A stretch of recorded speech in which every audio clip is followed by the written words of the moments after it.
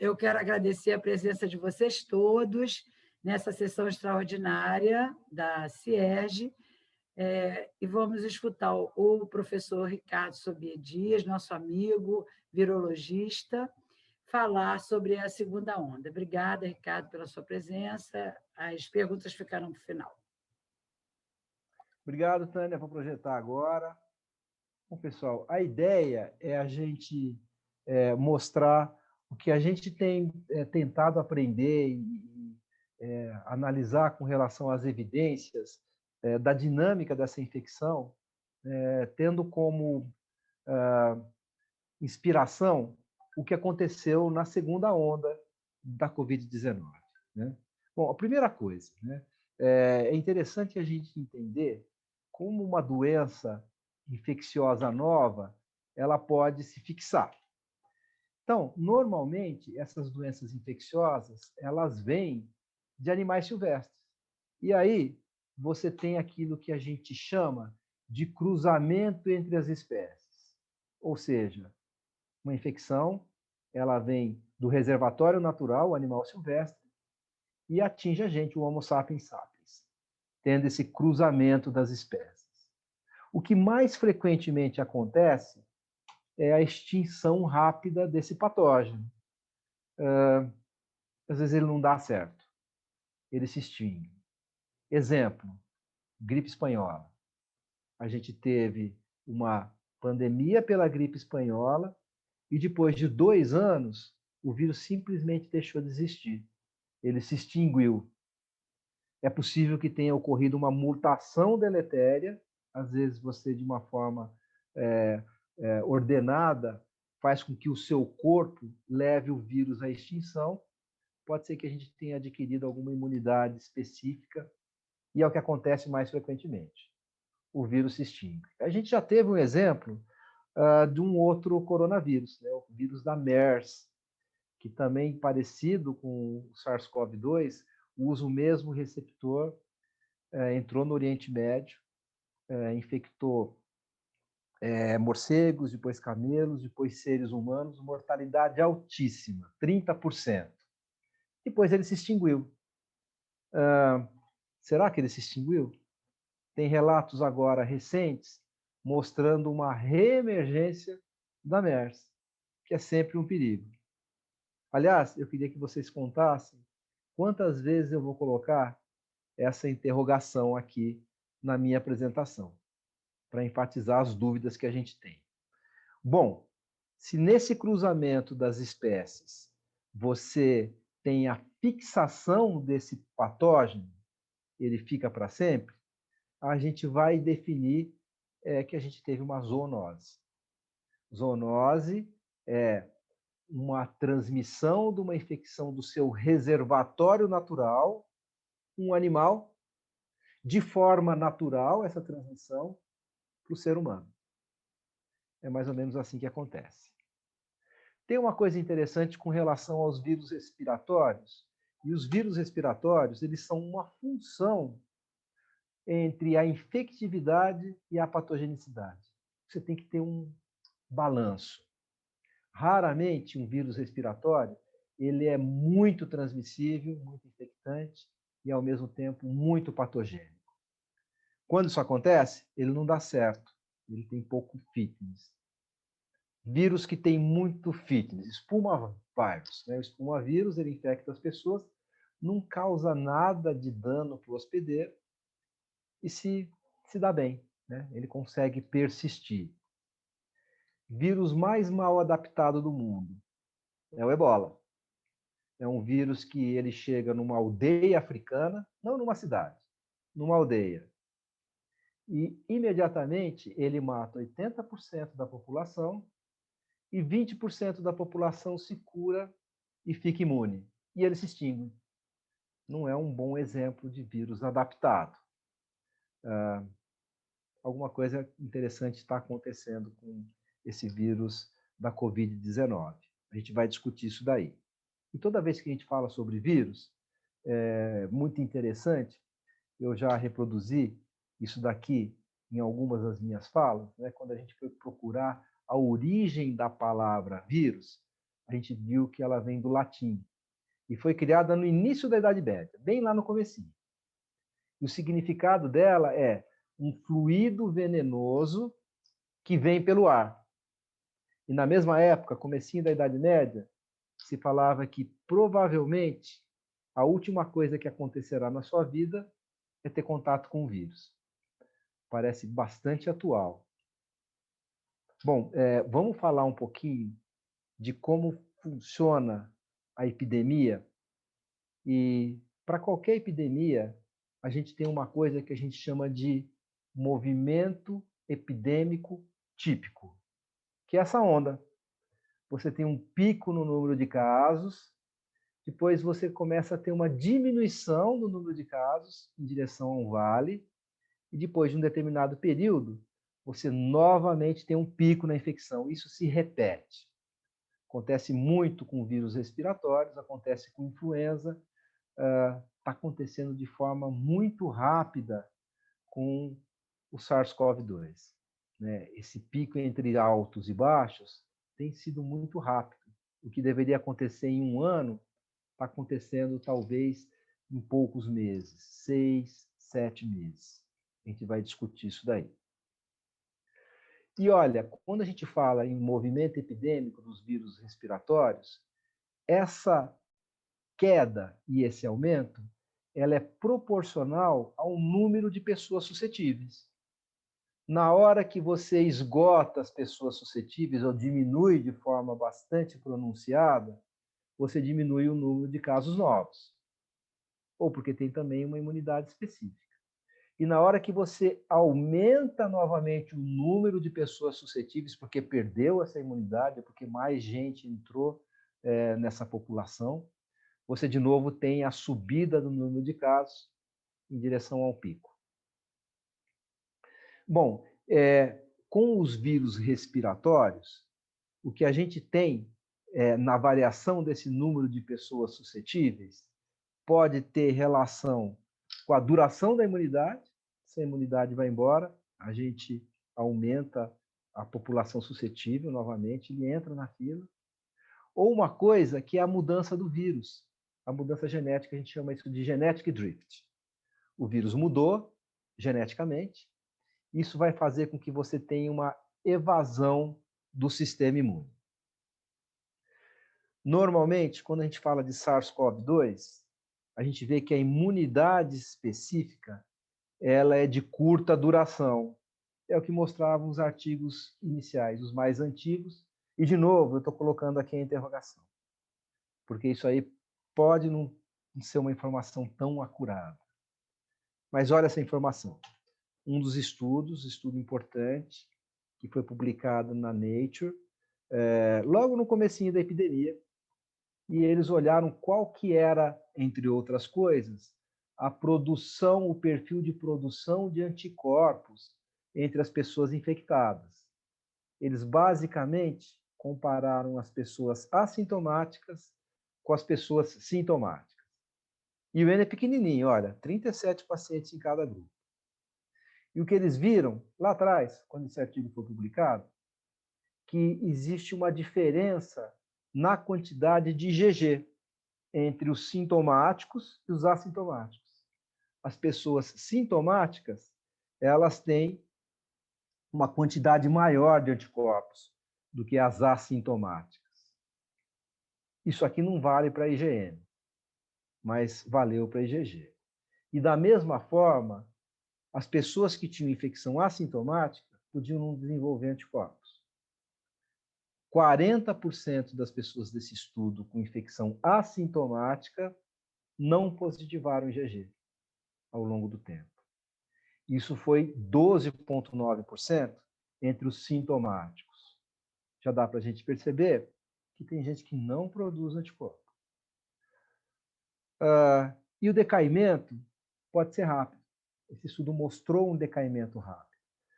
Tanto para os níveis de IgG, que caem rapidamente, nos sintomáticos comparados, nos assintomáticos comparados aos sintomáticos, né? Eles negativos isso daí, como para os anticorpos neutralizantes, que são aqueles anticorpos que paralisam o vírus. Então, você tem nos dois grupos também uma tendência, a gente olha essas linhazinhas, de queda relativamente rápida dos anticorpos que podem paralisar o vírus. O que isso quer dizer? Eu não sei. Será que essas pessoas estão protegidas quando os anticorpos vão embora? Será que aquelas pessoas que não produziram nenhum tipo de anticorpos não têm nenhuma proteção? Todo dia algum colega me liga falando, olha, eu tomei a vacina e fiz um teste de anticorpos, ele está negativo, não funcionou, toma outra dose, toma outra vacina? Não sei. Você pode estar protegido. E, de fato, parece que sim, porque na cidade de São Paulo, nesse momento, existe uma diminuição do número de casos novos de internação na população vacinada, seja na parcela mais idosa da população ou nos profissionais de saúde. Então, a proteção pode existir, hipoteticamente, sem você ter o nível de anticorpos até detectáveis. Mas parece que você pode ter um perfil mais consistente de produção de imunidade humoral e celular do que o que apareceu nesses estudos mais antigos. Esse estudo aqui é um pré-print, mas o grupo de autores, apesar de não ter sido publicado, está em peer review, é de gente que é muito conceituada. E eles pegaram uma quantidade grande de pessoas e eles olharam qual seria a prevalência da imunidade humoral e da imunidade celular. Olha que interessante. Eles viram que depois de 7 meses, você tem ainda uma persistência de IgG. Isso vai subindo ao longo do tempo, você faz um pico no 5º mês, e no 7º mês, você tem mais de 60%, entre 60% e 70%, de pessoas que ainda têm anticorpos, ainda têm IgG. Em curto período de tempo, talvez você não tenha tanto. Olha, um mês, mais ou menos metade das pessoas ainda não tem os anticorpos, mas isso aqui vai aumentando. Nem todo mundo produz anticorpo, mas é mais consistente essa produção. E olha que interessante, o IgM pode persistir por muito tempo. Tem gente que com 5, 6, mais de 7 meses de infecção ainda tem IgM. Ou seja, liberar uma pessoa do isolamento baseado na produção de IgM pode não servir para todo mundo. Essas pessoas podem continuar tendo o IgM. A mesma coisa a gente viu nesse estudo com relação à imunidade do CD4 e a imunidade do CD8. Eles pegaram esses pacientes e fizeram um teste chamado ELISpot. Eles separaram o CD4 dos pacientes e aí eles colocavam peptídeos contra regiões diferentes do vírus e mediam interferon gama. E olha que interessante. 89% das pessoas produziam interferon gama no CD4, mostrando que o CD4 tinha condição de fomentar a imunidade adaptativa. Isso variava para os pedacinhos diferentes do vírus, mas no geral era alto, e para o CD8 também, olha, 69% das pessoas tinha resposta do CD8, produção de interferon gama, quando você colocava os pedacinhos dos vírus, né? Não era alto especificamente para cada um deles, mas no geral muita gente produzia imunidade, mostrando que a resposta imune adaptativa estava montada.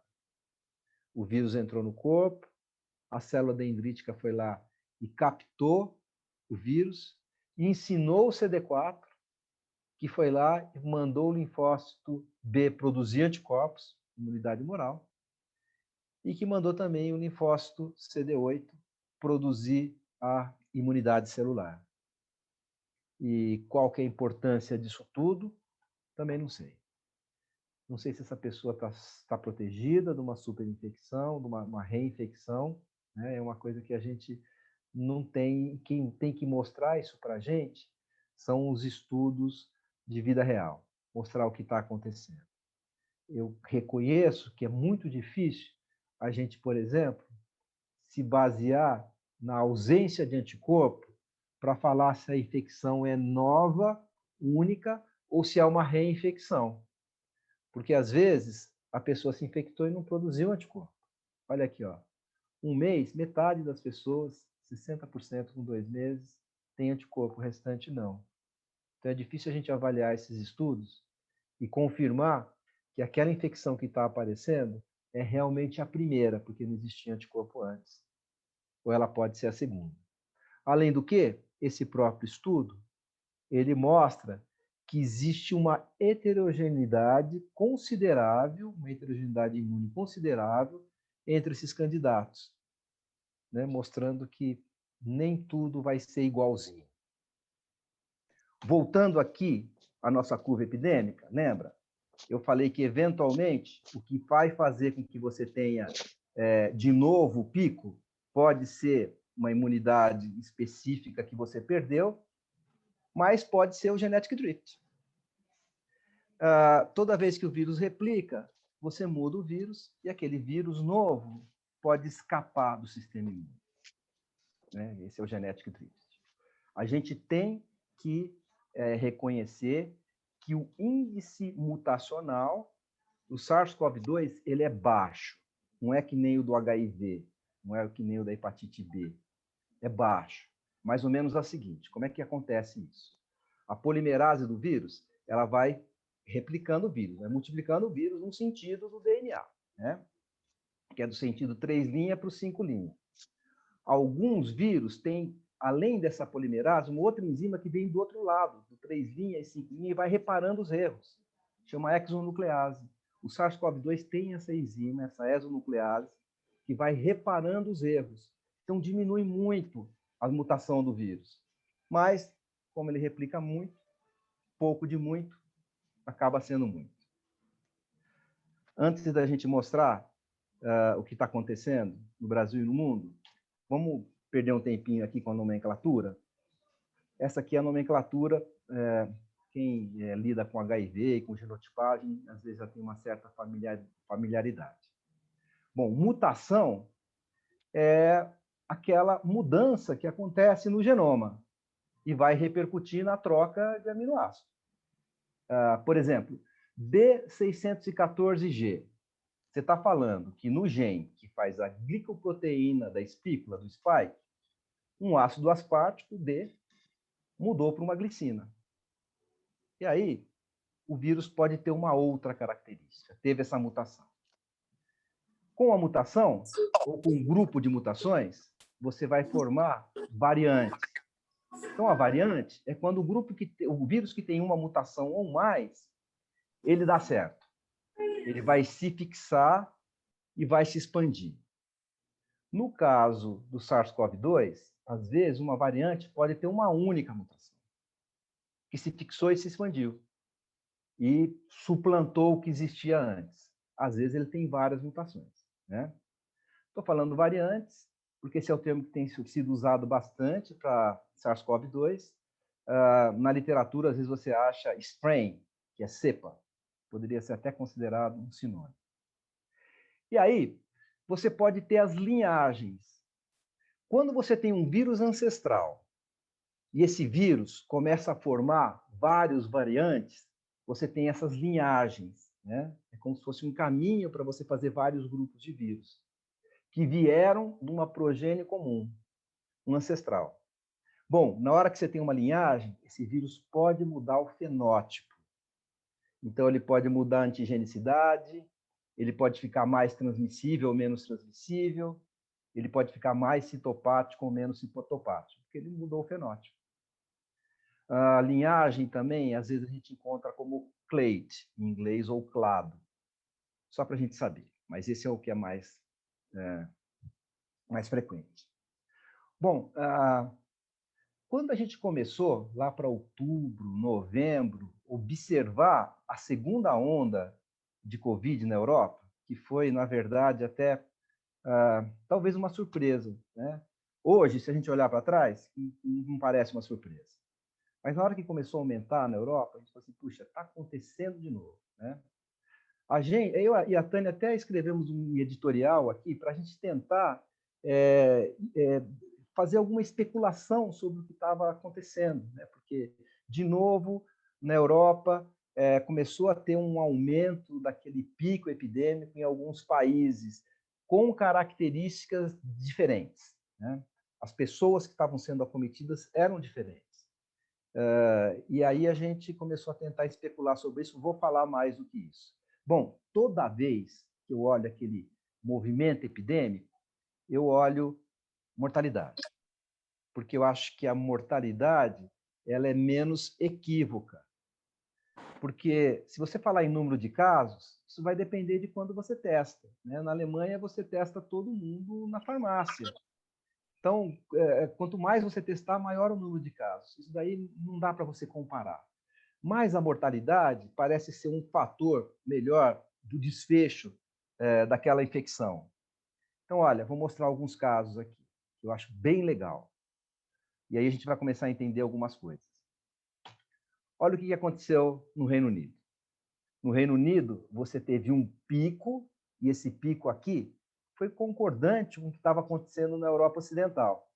Foi lá para março, abril. Depois desse pico, você começou a ter uma diminuição no número de casos. A gente falou assim, olha, legal, está extinguindo.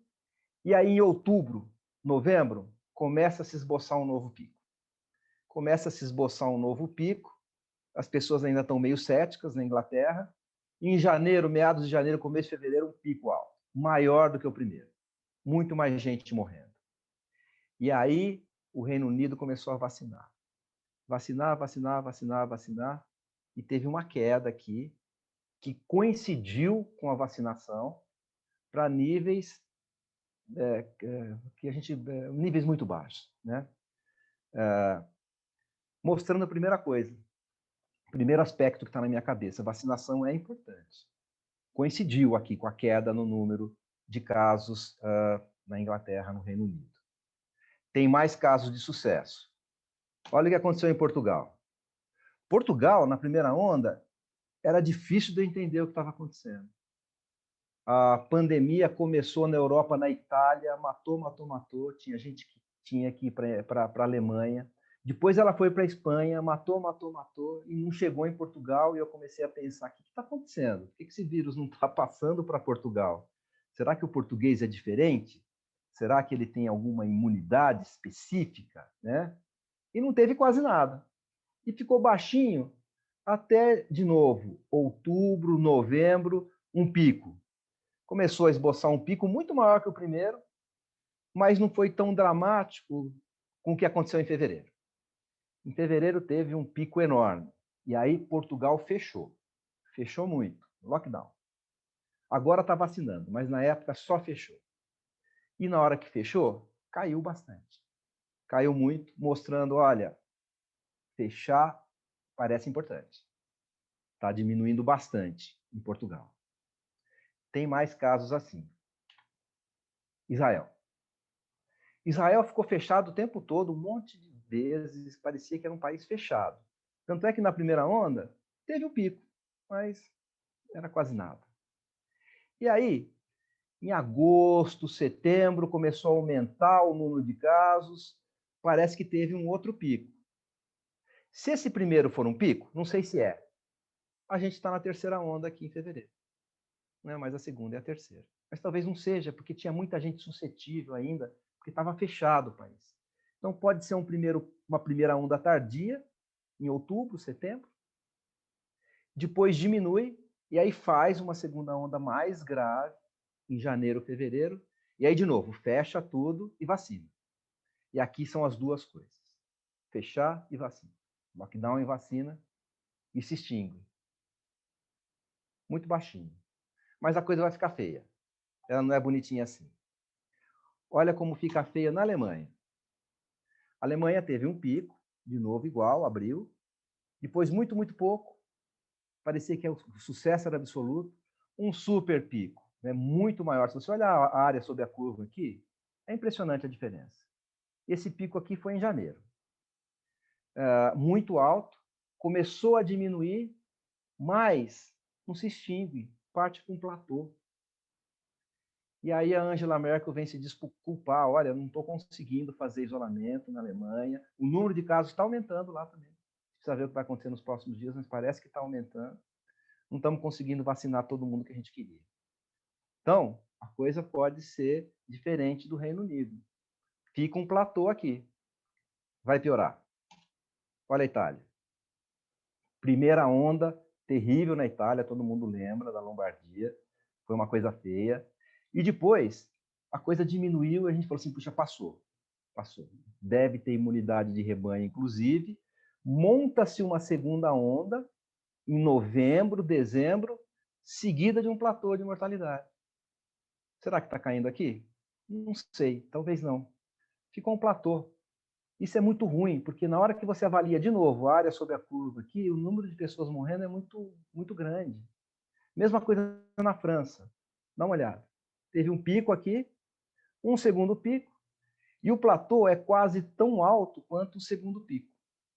E está se mantendo. E as pessoas estão morrendo. Mesma coisa na Espanha, a coisa é muito mais caótica, né?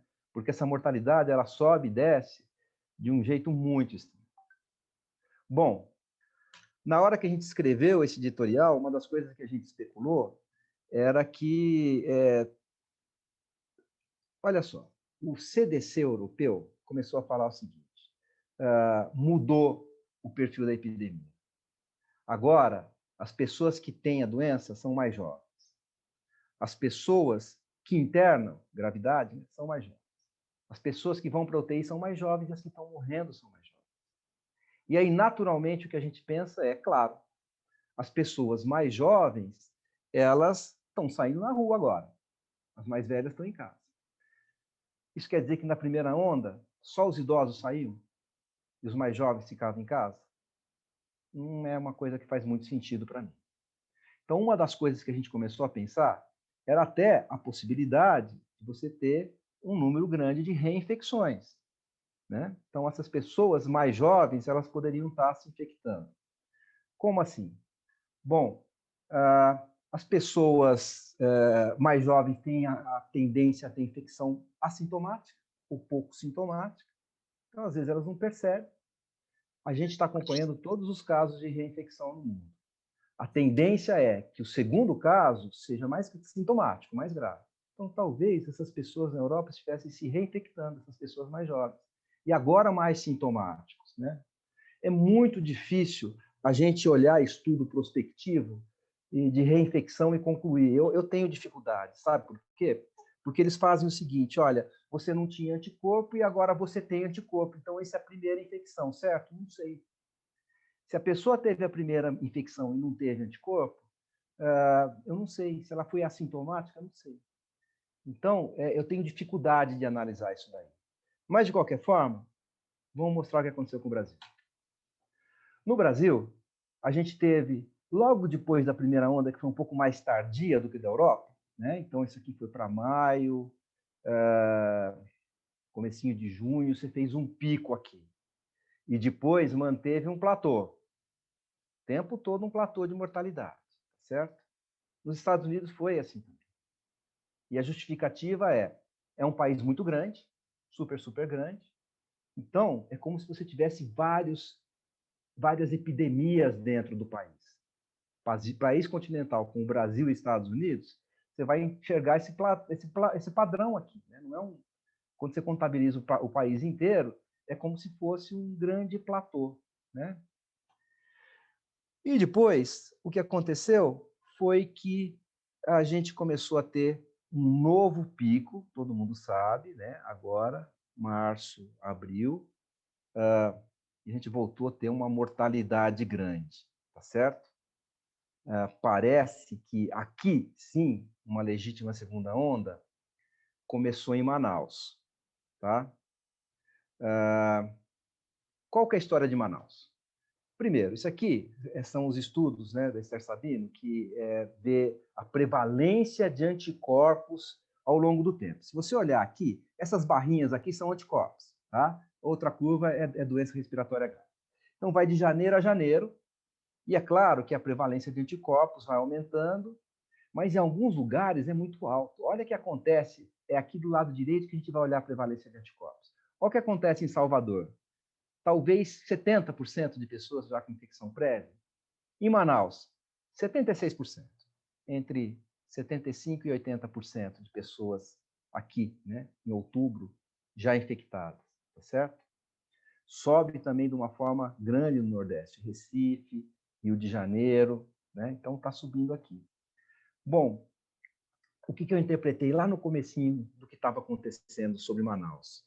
Eles tiveram uma das epidemias mais agressivas na primeira onda, parecido com o que aconteceu em Nova York, pior, né? Muito ruim. Eu não tinha visto nada naquele momento tão ruim quanto Manaus, né? Um pico super grande e, de repente, a quantidade de casos sintomáticos caiu muito. E na hora que eles foram ver, muita gente tinha anticorpo. Aí eu falei assim, imunidade de rebanho é possível. É possível se obter imunidade de rebanho de forma natural. Porque as pessoas se infectaram, quase todo mundo se infectou, e aí diminuiu a quantidade de casos novos, tá certo? Bom, é possível, mas se a gente não fizer nada, o preço é alto. Se a gente deixar acontecer o que aconteceu com Manaus, vão morrer 2 milhões de pessoas no Brasil. Né? Má notícia. Tudo errado. Imunidade de rebanho parece que não é possível. Por quê? Aí começou a aparecer o P1. Deixa eu falar para vocês como é que a gente vê a história do SARS-CoV-2 no Brasil. Muita genética envolvida, tá certo? Genética de vírus. Então, olha, isso aqui, por exemplo, é a diversidade genética dos vírus, né, fora do Brasil, dentro do Brasil, ao longo do tempo. E aí, na hora que você faz o sequenciamento do vírus, você tem uma análise genética bayesiana que chama a procura do ancestral comum mais recente. Né? O tempo de aparecimento para o ancestral comum mais recente. Como é que você faz isso? Primeiro, que você faz essa análise como se ela fosse retrospectiva e você consegue datar quando o vírus surgiu naquele lugar. A gente fez isso com o HIV. Sabe que ele apareceu na década de 30, na África, na década de 50, no Haiti, na década de 70, no Brasil, subtipo B, década de 80, subtipo F do Brasil, década quase 90, final da década de 80, subtipo C no Brasil. Usando isso daí, tempo para o ancestral comum mais recente. Você data o vírus, quando ele apareceu naquele lugar, tá certo? Tem mais coisa que você faz. Você consegue estabelecer linhagem, você consegue ver R0. Eu vou falar mais disso daí, tá? Na hora que eles pegaram essa quantidade grande de cepas aqui do Brasil, primeiro, eles viram que tinham 3 linhagens. Lembra? Os clados, os clades, né?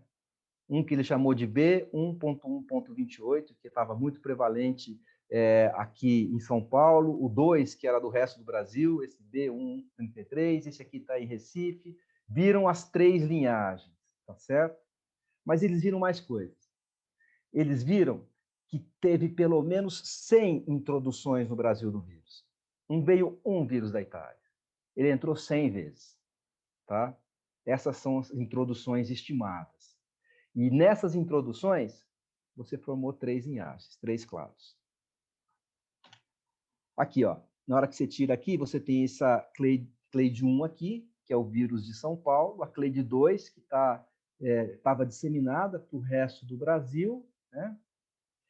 E aqui, essa outra que ficou mais ou menos restrita no Ceará. Agora, o vírus estava replicando. E aí a gente tem isso aqui. Esse é o paradigma. Se você tem replicação viral, você vai ter diversidade genética. A diversidade genética é naquele ponto no tempo. É como se fosse um balão. É a distância dos pontinhos na superfície do balão. É a diversidade genética. Se o balão é grande, diversidade grande daquele vírus naquela população. Se o balão é pequeno, a diversidade é menor. Tá? Naquele ponto. E a diversidade leva à divergência genética. A divergência entre 2 pontos no tempo. É a distância que tem o vírus de março do ano passado para o vírus de março daqui. Né? Então, a replicação viral faz, naquele momento, a diversidade e depois o vírus vai se fixar e vai divergir. Tá? E aí, apareceu esse vírus de Manaus, né, que divergia do primeiro vírus, e ninguém entendeu o que estava acontecendo, porque estava todo mundo praticamente imune. Então, olha, Manaus, a história. Teve o primeiro lockdown, isso aqui são os casos hospitalizados e a morte. Né? A morte em azul, os hospitalizados em vermelho. Teve aquele pico, diminuiu. A gente, opa, imunidade de rebanho. De novo agora, pico de mortalidade e de internação. Tá certo? Bom, na hora que a gente viu, lembra, em outubro, no banco de sangue, 76% das pessoas tinham anticorpo positivo. Isso estava publicado no Lancet. E aí a dúvida é, será que isso aqui está superestimado? É 76% em banco de sangue? Banco de sangue não reflete Manaus? Né? Será que o teste errou? Pode ser. Ou será que depois desse pico aqui, a gente perdeu a imunidade específica? E aí, você vai se reinfectar. É o ritmo da segunda onda da Europa. Pode ser. Ou então apareceu um vírus, uma nova linhagem, que estava evadindo o sistema imune.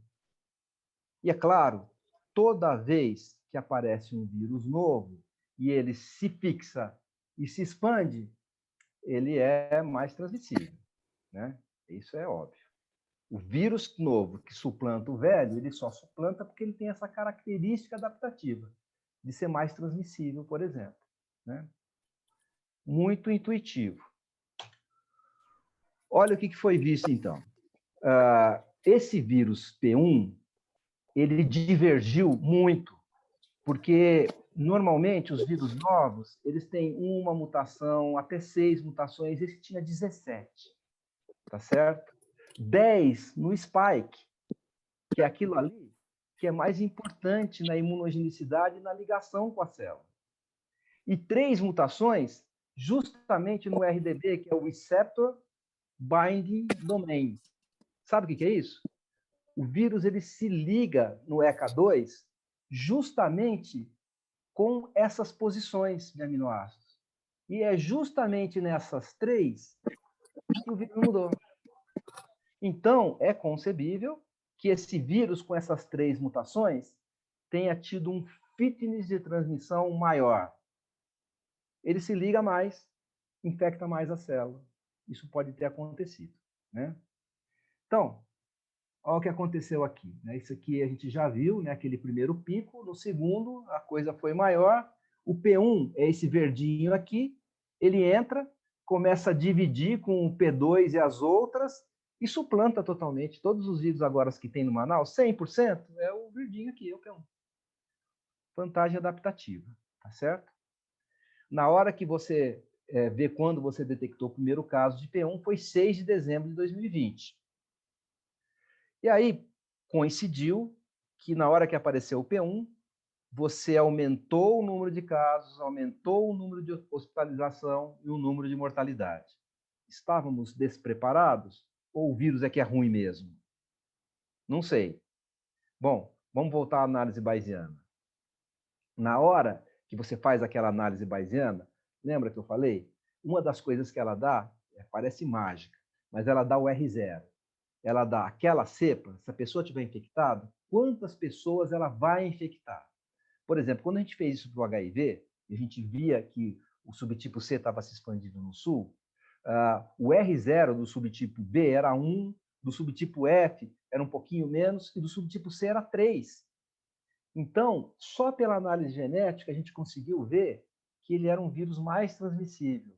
Bom, o P1 ele tem um R0 de 5,25, que é muito maior do que os outros vírus na hora que você faz essa análise bayesiana. Então, parece que realmente ele é mais transmissível. Na hora que a gente fala do fitness de transmissão, a gente tem que levar em consideração não só a qualidade do vírus em se ligar no receptor, como eu já mostrei, mas talvez com relação à quantidade de vírus. E aí, eles viram também que o P1 tem uma carga viral que é 1 log maior do que os outros vírus que apareceram em Manaus, tá certo? Isso aqui é o CT. Quanto mais baixo o CT, quer dizer que tem mais vírus. O vírus ele aparece na PCR mais rapidamente, quando ele tem uma quantidade maior, então o cycle threshold é menor. E na hora que a gente compara o P1 com o não P1, isso é estatisticamente diferente. Carga viral maior. Se você olhar entre os homens, carga viral maior entre os homens que tem P1 e não P1. Se você olhar isso entre 18 e 59 anos. Nas mulheres, a mesma coisa. Entre os idosos, não foi diferente. Apesar da curvinha parecer que tem uma diferença aqui, não teve diferença estatística, provavelmente porque a quantidade de pacientes aqui era menor. Igual a Europa, né? Uma quantidade menor de pessoas com idade mais avançada. A idade das pessoas em Manaus estava diminuindo também. A gente precisa entender por quê, né? Mas aqui coincide carga viral com fixação do vírus. Então, pode ser que realmente você tenha esse fator ajudando a fixação desse vírus, né? E a expansão dele. E aí, eles começaram a fazer alguns modelos matemáticos para entender qual que é essa característica de transmissibilidade da P1. Bom, modelo matemático eu entendo pouco, respeito, mas entendo pouco. E reconheço que se alguém falar que modelo matemático erra muito, que tem bias, eu aceito. Mas nesse modelo matemático, né, que parece bem feito, apesar de não entender, mostra que o P1 tem de 1,4 a 2,2 vezes mais transmissibilidade comparado com os outros vírus. Ele é mais transmissível. Né? Isso aqui é o que isso achou. Tá certo? E mostrou também que ele consegue evadir a nossa proteção, o nosso sistema imune. 50% das vezes ele não liga para aquela imunidade adquirida que a gente teve, tá certo? A resposta imune adaptativa. É o que o modelo mostra. Apareceu um vírus que é mais transmissível e que está evadindo da nossa imunidade, tá certo? Eventualmente, até mais patogênico, né? Causando mais inflamação. Deixa eu falar um pouquinho disso daqui, né? Esse aqui é o paradigma que a gente tem das doenças infecciosas. Né? Você tem um patógeno e sinal e sintoma de doença infecciosa é proporcional à inflamação, tá certo? Se você não inflama, você não sente muita coisa. O imunossuprimido sente pouca coisa. Né? Se você inflama de forma desproporcional, você vai ter muito sinal e sintoma. É mais ou menos assim. Vou dar um exemplo. Gosto de dar esse exemplo. História natural da pneumonia para o pneumococo no pulmão de uma criança, de um menino de 16 anos. Em uma semana ele está curado ou morto.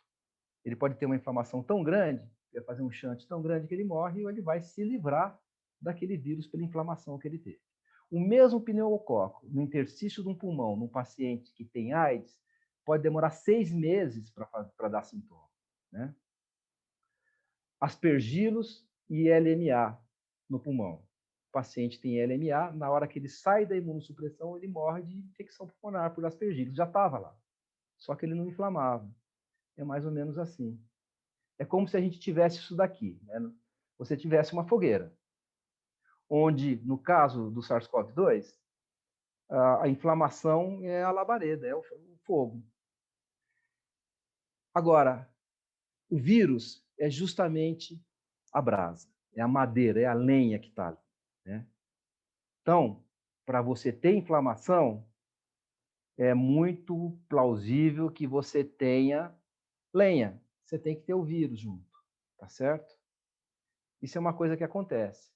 E o vírus, ele vai mudando de lugar, né? E às vezes a gente não acha ele mais no nariz e na garganta, ele está no intestino, ele está no cérebro, ele está no pulmão, mas ele está lá. Né? A gente já viu em modelos animais que na hora que você tem aquela fase inflamatória da doença, o vírus está no pulmão dos animaizinhos. Você não está achando ele mais no nariz e na garganta, né? Bom, é claro que essa pessoa vai morrer de bactéria, né? Uma série de motivos. Né? Você teve a doença pulmonar, né? Insuficiência respiratória aguda grave, e aí teu macrófago alveolar não está funcionando. Você tomou um antibiótico antes, a chance é que você tenha uma infecção bacteriana ali, faça sepsis. Né? O que eu costumo dizer nesse caso do SARS-CoV-2, né, o vírus dá a sentença e a bactéria executa. É isso que acontece. Mas foi o vírus que causou tudo isso. Agora, será que no caso do SARS-CoV-2, a quantidade de lenha tem relação com a quantidade de fogo? Nem sempre é assim para vírus respiratórios. Na gripe não é assim. Bom, para hepatite B é. Carga viral se correlaciona com chance de hepatocarcinoma e de cirrose. Para hepatite C não é. Não tem relação. Para o HIV tem. E para o SARS-CoV? Então, vamos voltar aqui. Mesmo modelo matemático. Eles olharam e viram que a mortalidade está associada ao P1. 50% a mais de chance de morrer, entre 10% e 80%. Esse é o intervalo, tá certo? Então, o mesmo modelo matemático mostrou que o vírus é novo, infecta mais, carga viral é maior e mata mais. Pode ser que aqui a gente tenha uma correlação entre a carga viral e a mortalidade. E esse aqui é o dado que fica aqui no observatório, mostrando que ele está se expandindo pelo Brasil. Essas são as prevalências da P1 no Brasil. Bom, talvez 100% aqui em Manaus, 95% no estado do Amazonas, mas em todo lugar uma prevalência que está subindo. A gente não tem tantos dados quanto a gente gostaria. E aí, o que eu consigo dizer é que o P1 democratizou a epidemia brasileira. Lembra que eu falei aqui que a gente tinha várias epidemias com esse platôzão? E na hora que a gente olhava aqueles mapinhas, tinha lugar que estava melhorando, tinha lugar que estava piorando, né? A Rede Globo mostrava. O que era vermelhinho era o que estava piorando. E mês a mês o vermelhinho mudava. Até que chegou uma hora aqui que o país inteiro ficou vermelho. Democracia. Né? O P1 deixou o país inteiro infectado com uma mortalidade alta. Né? Para a gente concluir, a gente pode ver que, obviamente, quem está mais em risco é quem se expõe mais. E que quem se expõe mais é quem é pobre. Né? Esse outro estudo aqui mostrou que a mortalidade e incidência é maior em gente que não é branca em São Paulo. E aí eles foram ver nas análises o que se correlacionava com isso. E é claro, quem não é branco está mais exposto. Né? Tem que sair mais de casa. Isso aqui é um trabalho recente que foi do CROI, que tentou pegar pessoas com HIV e sem HIV, aqui estão os dados de HIV, e eles olham que a incidência, a presença de anticorpo positivo, ela é menor em quem tem HIV e é branco, né? O vermelhinho aqui é não Covid e o azul é Covid, mas isso aqui se inverte quando você é negro, quando você é hispânico. Né? Bom, para concluir, como é que a gente vai conter a epidemia? A gente está aprendendo, certo? A gente está aprendendo. Aqueles dados que eu mostrei para você, de Israel, do Reino Unido, mostra para a gente que vacinação parece que é importante. Você tem que diminuir a carga viral populacional. E a vacinação pode, de fato, diminuir a carga viral populacional, porque parece que tem essa coincidência. A gente tem que ver, né? Então, esse é o primeiro fator, diminuição da carga viral populacional por vacina. Na hora que a gente olha aqui, a gente tem uma população vacinada, que é aquela população mais idosa, né, aqui acima de 60 anos, apesar de que a segunda dose, que é a parte mais escura, foi dada numa minoria das pessoas, tá certo? Mais em mulheres do que em homens. Mas aqui, em São Paulo, a entrada na UTI diminuiu para essa faixa etária. Talvez ajude, né? O que mais que a gente sabe sobre isso daí? A gente pode diminuir a carga viral populacional fazendo com que as pessoas se mantenham distantes umas das outras. A gente já viu, né, o lockdown que aconteceu em Portugal, em Israel. Isso daí faz com que o vírus fique contido. Né? Mas você sabe de uma coisa? O HIV ensinou algumas coisas interessantes para a gente.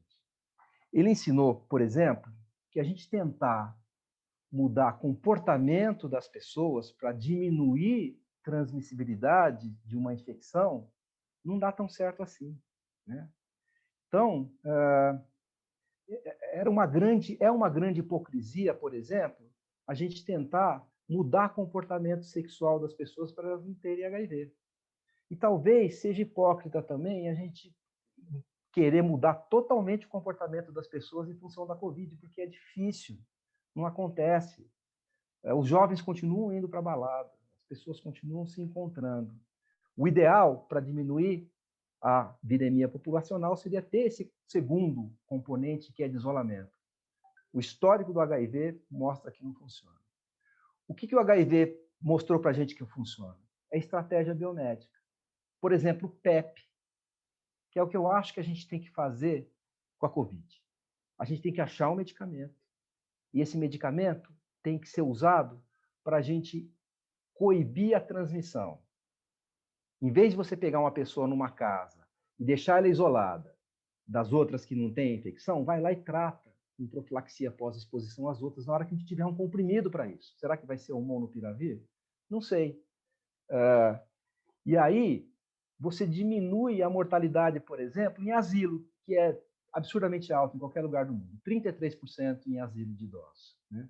Tem um caso índice? Profilaxia pós-exposição. Eu acho que isso aí tem uma chance de funcionar. Será? Não sei, né? De novo, a gente tem que aprender. Há um ano atrás, quando eu comecei a dar aula de Covid, eu falava assim, puxa, olha, não estou entendendo, a gente está na idade das trevas e eu continuo não sabendo muita coisa. Hoje eu já sei bastante coisa, né? Continuo não sabendo a maior parte das coisas, né? Vou parar agora o meu compartilhamento e ficaria bem contente se a gente pudesse discutir. Então, gente, tá? Os microfones estão todos fechados para não ficar confuso, mas todo mundo pode abrir o seu microfone. Então, assim, quem abrir primeiro, o Julival já abriu o microfone dele, tenho certeza que ele vai falar, e vai ser ótimo, né? Porque ele estuda muito isso, ele está muito interessado. Então, vai. Ricardo, olá, Tânia. Oi, Ricardo, parabéns pela belíssima aula. Obrigado. Eu gostaria só de ouvir aqui qual é a sua opinião. Eu acho que muito importante, você falou, né, que mudança de comportamento eu acho que não é fácil, sobretudo realmente na juventude. E o que eu achei muito interessante na sua colocação são as verdadeiras diferentes epidemias dentro do próprio Brasil, né? E você também assim mencionou muito sobre o problema de anticorpos e imunidade, né? Que é de anticorpos, que é a imunidade celular, que é uma coisa que vem sendo muito estudada. A minha pergunta para você é bastante objetiva. Por exemplo, eu acabei de, esses últimos 7 dias, de procurar ler um pouco sobre assim, o efeito da vacina, né? Como você falou, Israel, Reino Unido, o próprio Chile, aqui, nosso vizinho, tem mostrado bons resultados. Veja bem, eu queria saber o seguinte: as vacinas foram feitas nos estudos clínicos, a fase 3, dizendo o intervalo correto que deve as pessoas serem vacinadas, né? Eu li ontem um artigo muito preocupante quando essa atitude aqui do Brasil em relação à vacina da Pfizer, que ao invés de você dá-la 21 dias como intervalo, está se colocando aí várias semanas. E o que eu procurei ler ontem e achei, a preocupação é justamente que quando você faz essa primeira dose de vacina, você não tem realmente uma proteção igual à segunda, e o que eles estão preocupados é que, sobretudo, que sirva, vamos dizer, um caldo assim para surgir novas variantes, evadir o nosso sistema, e por isso que não deve adiar essa vacinação. E, sobretudo, a grande preocupação minha é aqui no Brasil, onde você bem colocou, nós temos variantes surgindo, está certo? E nós não fazemos sequenciamento como faz, por exemplo, o Reino Unido. E o que é que acontece? E a gente poder até, eu não gosto muito dessa palavra, de ter resistência, né, de vacina a esse vírus. Eu queria saber a sua opinião e parabenizar mais uma vez pela sua belíssima aula e, sobretudo, comparando aí com a parte do HIV. Eu acho que você respondeu quase tudo, Julival. Com relação às vacinas, o que eu entendo é o seguinte: o primeiro passo é a gente olhar o que acontece em modelo animal. Todo mundo fez isso. Reflete bem, né? Será que assim o tempo que a gente calculou para ter a imunogenicidade que a gente queria depois da primeira dose no modelo animal, em cachorrinho, é igual ao que acontece com a gente? Eu não sei, né? Talvez não, eu acho que não. Mas as vacinas começaram a mostrar algumas diferenças em modelo animal, né? Por exemplo, uma coisa comum entre as vacinas que eu comecei a olhar é que, por exemplo, ela em modelo animal ela diminuía a pneumonia, a gravidade da pneumonia, não necessariamente zerava, abolia a pneumonia, mas diminuía a gravidade, e ela não negativava o vírus no nariz e na garganta. No nariz, né? Um animalzinho tem, às vezes, o vírus no nariz um pouquinho mais, de forma mais prolongada.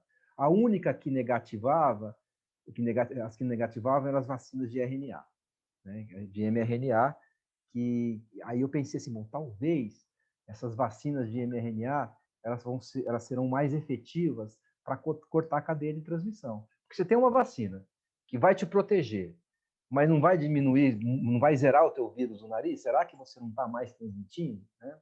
Eu fico com essa dúvida. Estou te enrolando.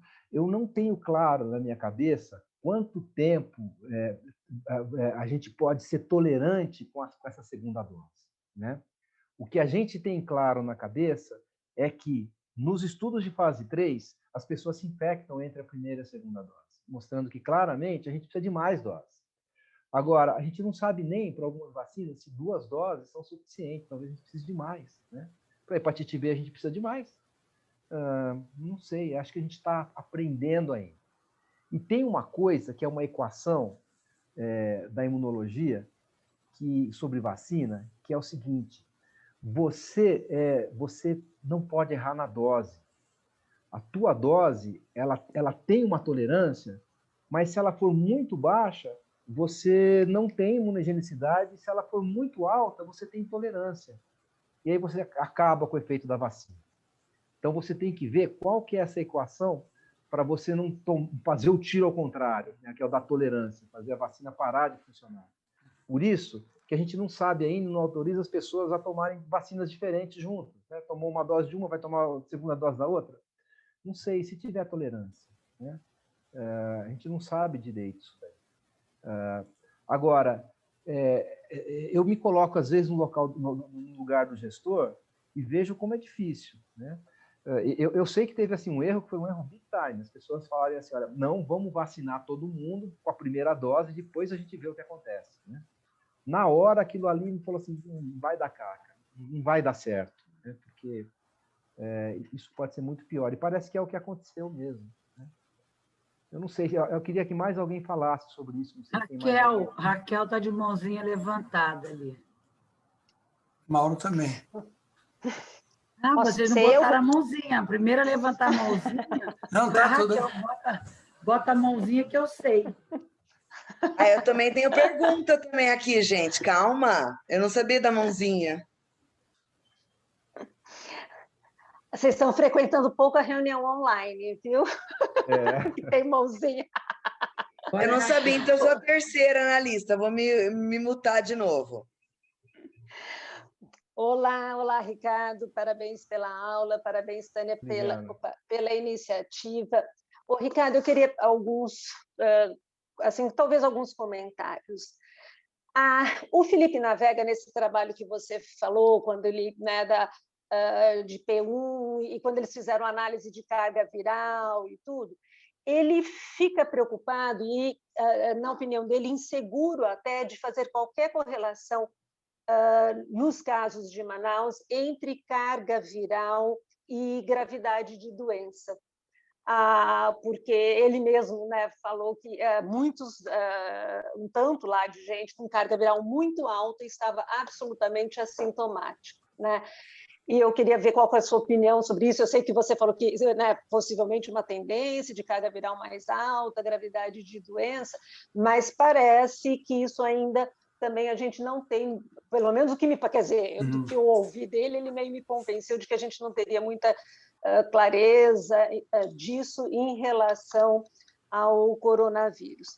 A outra coisa é que você não acha, por exemplo, diferente do HIV, que você não consegue manter uma mudança de comportamento ao longo prazo, na Covid, se eu tiver uma mudança de comportamento temporária, e daí né, o exemplo que você citou até de Israel, de lockdown e vacina, nós temos vacinas, né, com uma eficácia, algumas delas que parecem boas, né, por um tempo que a gente não sabe. Isso também é verdade. Então, será que se eu aliar para a Covid, né, uma mudança temporária de comportamento, e daí eu estou falando de insistirmos em manter ainda, pelo menos aqui no Brasil, enquanto a gente não conseguir vacinar mais gente, né, a máscara, o distanciamento social, ou distanciamento físico agora, né, como é o mais correto, a gente progredirmos na vacina, a gente não consegue, né, então, uma mudança de comportamento não seria também importante neste momento, até que a gente tenha uma vacinação de uma porcentagem maior da população e num tempo hábil, né? Porque do jeito que a gente vai, a hora que chegar dezembro, a gente não vacinou a população inteira e você já completou um ano da vacinação dos primeiros que vão precisar ser revacinados, na minha opinião, né, até. E um último ponto, que eu gostaria também da sua análise, eu fico muito preocupada quando se a gente vai conseguir fazer alguma correlação no Brasil entre P1 e severidade de doença. Porque, na minha maneira de ver, nós temos uma coincidência ruim e trágica, e que cientificamente vai nos atrapalhar, eu acho, que é que nós tivemos a P1 junto com uma qualidade de assistência à saúde também que piorou muito. Então, apesar da gente saber tratar melhor a Covid, né, em março de 2021, a nossa qualidade de assistência à saúde é muito pior do que foi em maio, junho de 2020. E isso, na minha maneira de ver, tem um reflexo muito grande na mortalidade, que é difícil dissociar, né, se a gente tivesse a mesma qualidade, poder falar, não, realmente a P1 é mais grave, porque morreu mais, a letalidade maior, enfim. Porque né, a qualidade foi muito ruim. Né, quer dizer, começa de não ter oxigênio, né, paciente esperando 3, 4 dias num respirador ruinzinho, numa UPA ou num oxigênio que a família foi atrás para comprar. Então, ó, isso vai impactar, sem dúvida nenhuma, acho que na mortalidade. Então, são esses pontos aí que eu gostaria de ouvir. Em relação à vacina, assim, eu tenho muita, assim, eu compartilho com o Julival desta preocupação de espaçamento de dose. Eu acho que ser gestor é difícil, mas, né, ser gestor é ser gestor, como disse o Calil, e não é agradar, né, é fazer o que ele acha que é melhor, mas eu acho que é um desperdício, eu acho que é uma coisa muito inconsequente, até neste momento de tanta falta de conhecimento que a gente tem em relação à eficácia da vacina, a gente abrir mão, né, do conhecimento que se tem, né, por uma suposta proteção para tentar vacinar mais gente, que nem nós fizemos, de uma maneira muito equivocada e grave em relação à Coronavac.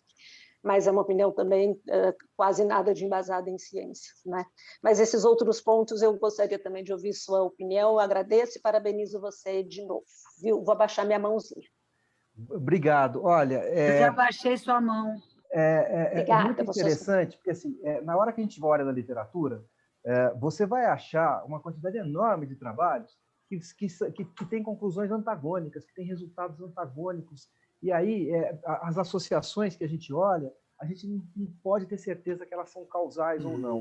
Né? Eu tenho essa tendência a tentar não subestimar o problema, tá certo?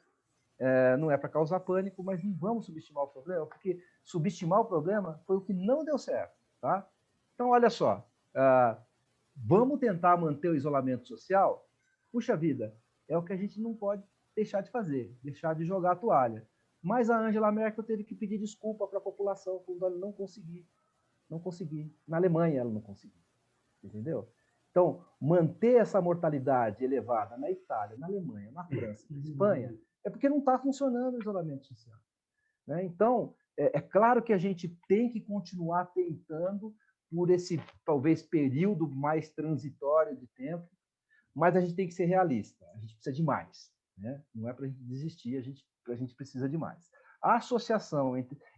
parece que tem 2 estudos, né, inclusive o que você citou, que mostram que a carga viral da P1 ela é mais alta mesmo do que das outras variantes, tá certo? O quanto isso reflete em mecanismo, em patogenicidade, eu acho que está por ser determinado. Né? A mortalidade ficou maior, você tem várias variáveis confundidoras.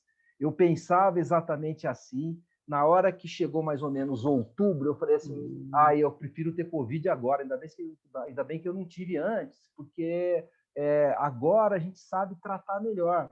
Vai olhar a mortalidade no Oswaldo Cruz, no Einstein, um local que os caras tratam bem. A mortalidade está alta também. Tem sempre o viés de tudo, né? A gente se desequipou, né? Não era para faltar oxigênio em Manaus, não era para sair ao hospital de campanha, eu acho, mas a gente não pode negligenciar que essa variante pode ser mais patogênica mesmo. Né? Então, enquanto a gente costumava ver 1% de mortalidade, agora a gente está vendo em alguns locais 3%, mudou algumas características clínicas. Olha, eu fiquei na enfermaria em abril o tempo todo. E a gente, abril do ano passado, a gente falava assim, entre o 8º e o 10º dia vai inflamar e vai piorar. Agora o pessoal fala assim, entre o 14º e o 20º dia.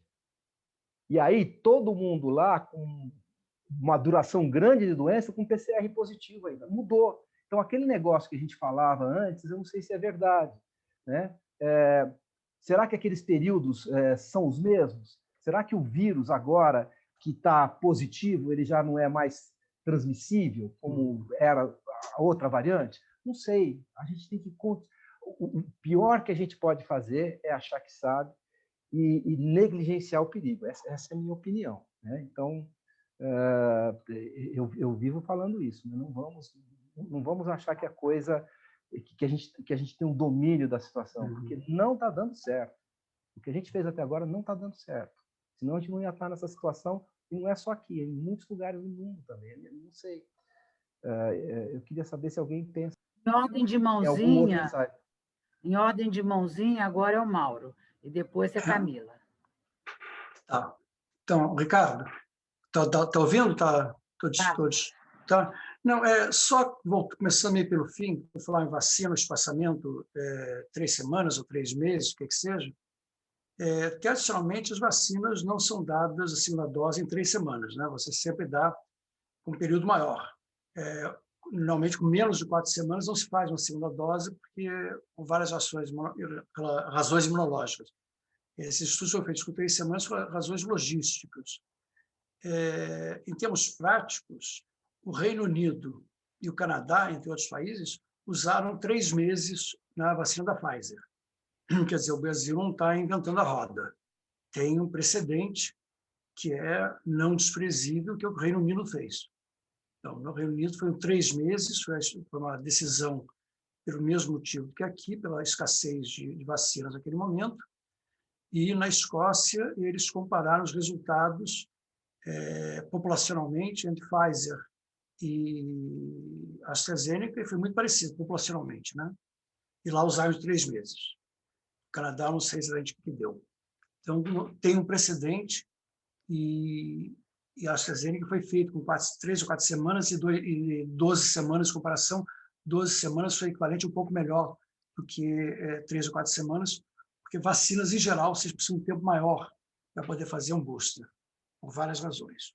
Essa é a primeira coisa que eu quero falar. A outra, em relação àquelas curvas que você mostrou nos países europeus, se você notar, eu não tenho a resposta para isso, mas tudo é bem complexo mesmo, mas na Europa inteira, toda ela, você tem um pico no inverno passado, começa a cair na primavera, desaparece no verão, começa a subir no outono e tem um outro pico no inverno em todos os países. Quer dizer, tem uma sazonalidade absolutamente marcante em todos os lugares. É idêntico. Esperada, né, Mauro? Sazonalidade não, esperada. esperada, mas é idêntico país a país. Quer dizer, foi inteiramente sazonal. O que há de diferente, quando você olha as saídas dos lockdowns, você tem um slide maravilhoso, que é quando Israel saiu de um lockdown antes de vacina e a saída desse lockdown agora com vacina, que são completamente diferentes. As curvas pós-saídas de lockdown, com e sem vacina, que aí sim você vê o impacto da vacinação. Ele compara ele com ele mesmo. Qual que é a diferença, Mauro? O primeiro, logo depois, começa a voltar os casos. O segundo não volta. Eu tenho uma irmã que mora lá há 30 anos. A vida voltou normal. A vida está normal. Tudo que se faz é usar máscara no ponto de ônibus, no ônibus, ou transporte coletivo, e em lugares fechados em que tenha muita gente. Não é lugar fechado com muita gente. De resto, vida normal. O CDC acabou de publicar isso, né, Mauro? Que você não precisa, nos Estados Unidos, usar máscara se você tiver um ambiente com vacinados e sem vacinados. É mistura. Né? Em local fechado. Estão falando em local fechado. Eu falei hoje com o Jonathan Shapiro, que você conhece bem, né? Falei com o Jonathan, ele estava felicíssimo que ele foi no mercado, que ele adora comer uma coisa lá, não ia 1 ano e meio, foi comer, almoçar lá, comer, então foi normal. E a outra coisa, acho que só para duas coisas para acabar. A gente não parou de ir no mercado, a gente está indo direto. A outra coisa que você falou sobre a Alemanha, não deu certo, porque a gente tem uma visão de que a Alemanha é um país certinho. Eu tenho uma amiga que mora em Berlim há mais de 30 anos, e ela diz que a Alemanha é uma zona total. Na verdade, é um nordestino que fala alemão, que ninguém respeita nada, segundo ela. Não respeitar em lockdown. O negacionismo lá é maior em relação às vacinas. A vacinação lá foi muito mal, é isso que a Angela Merkel pede desculpas. E só para terminar, eu discordo inteiramente de você naquelas coisas preprints. A gente teve esse ano, 2020, por volta de 1 milhão de preprints. Por volta de 1 milhão de preprints.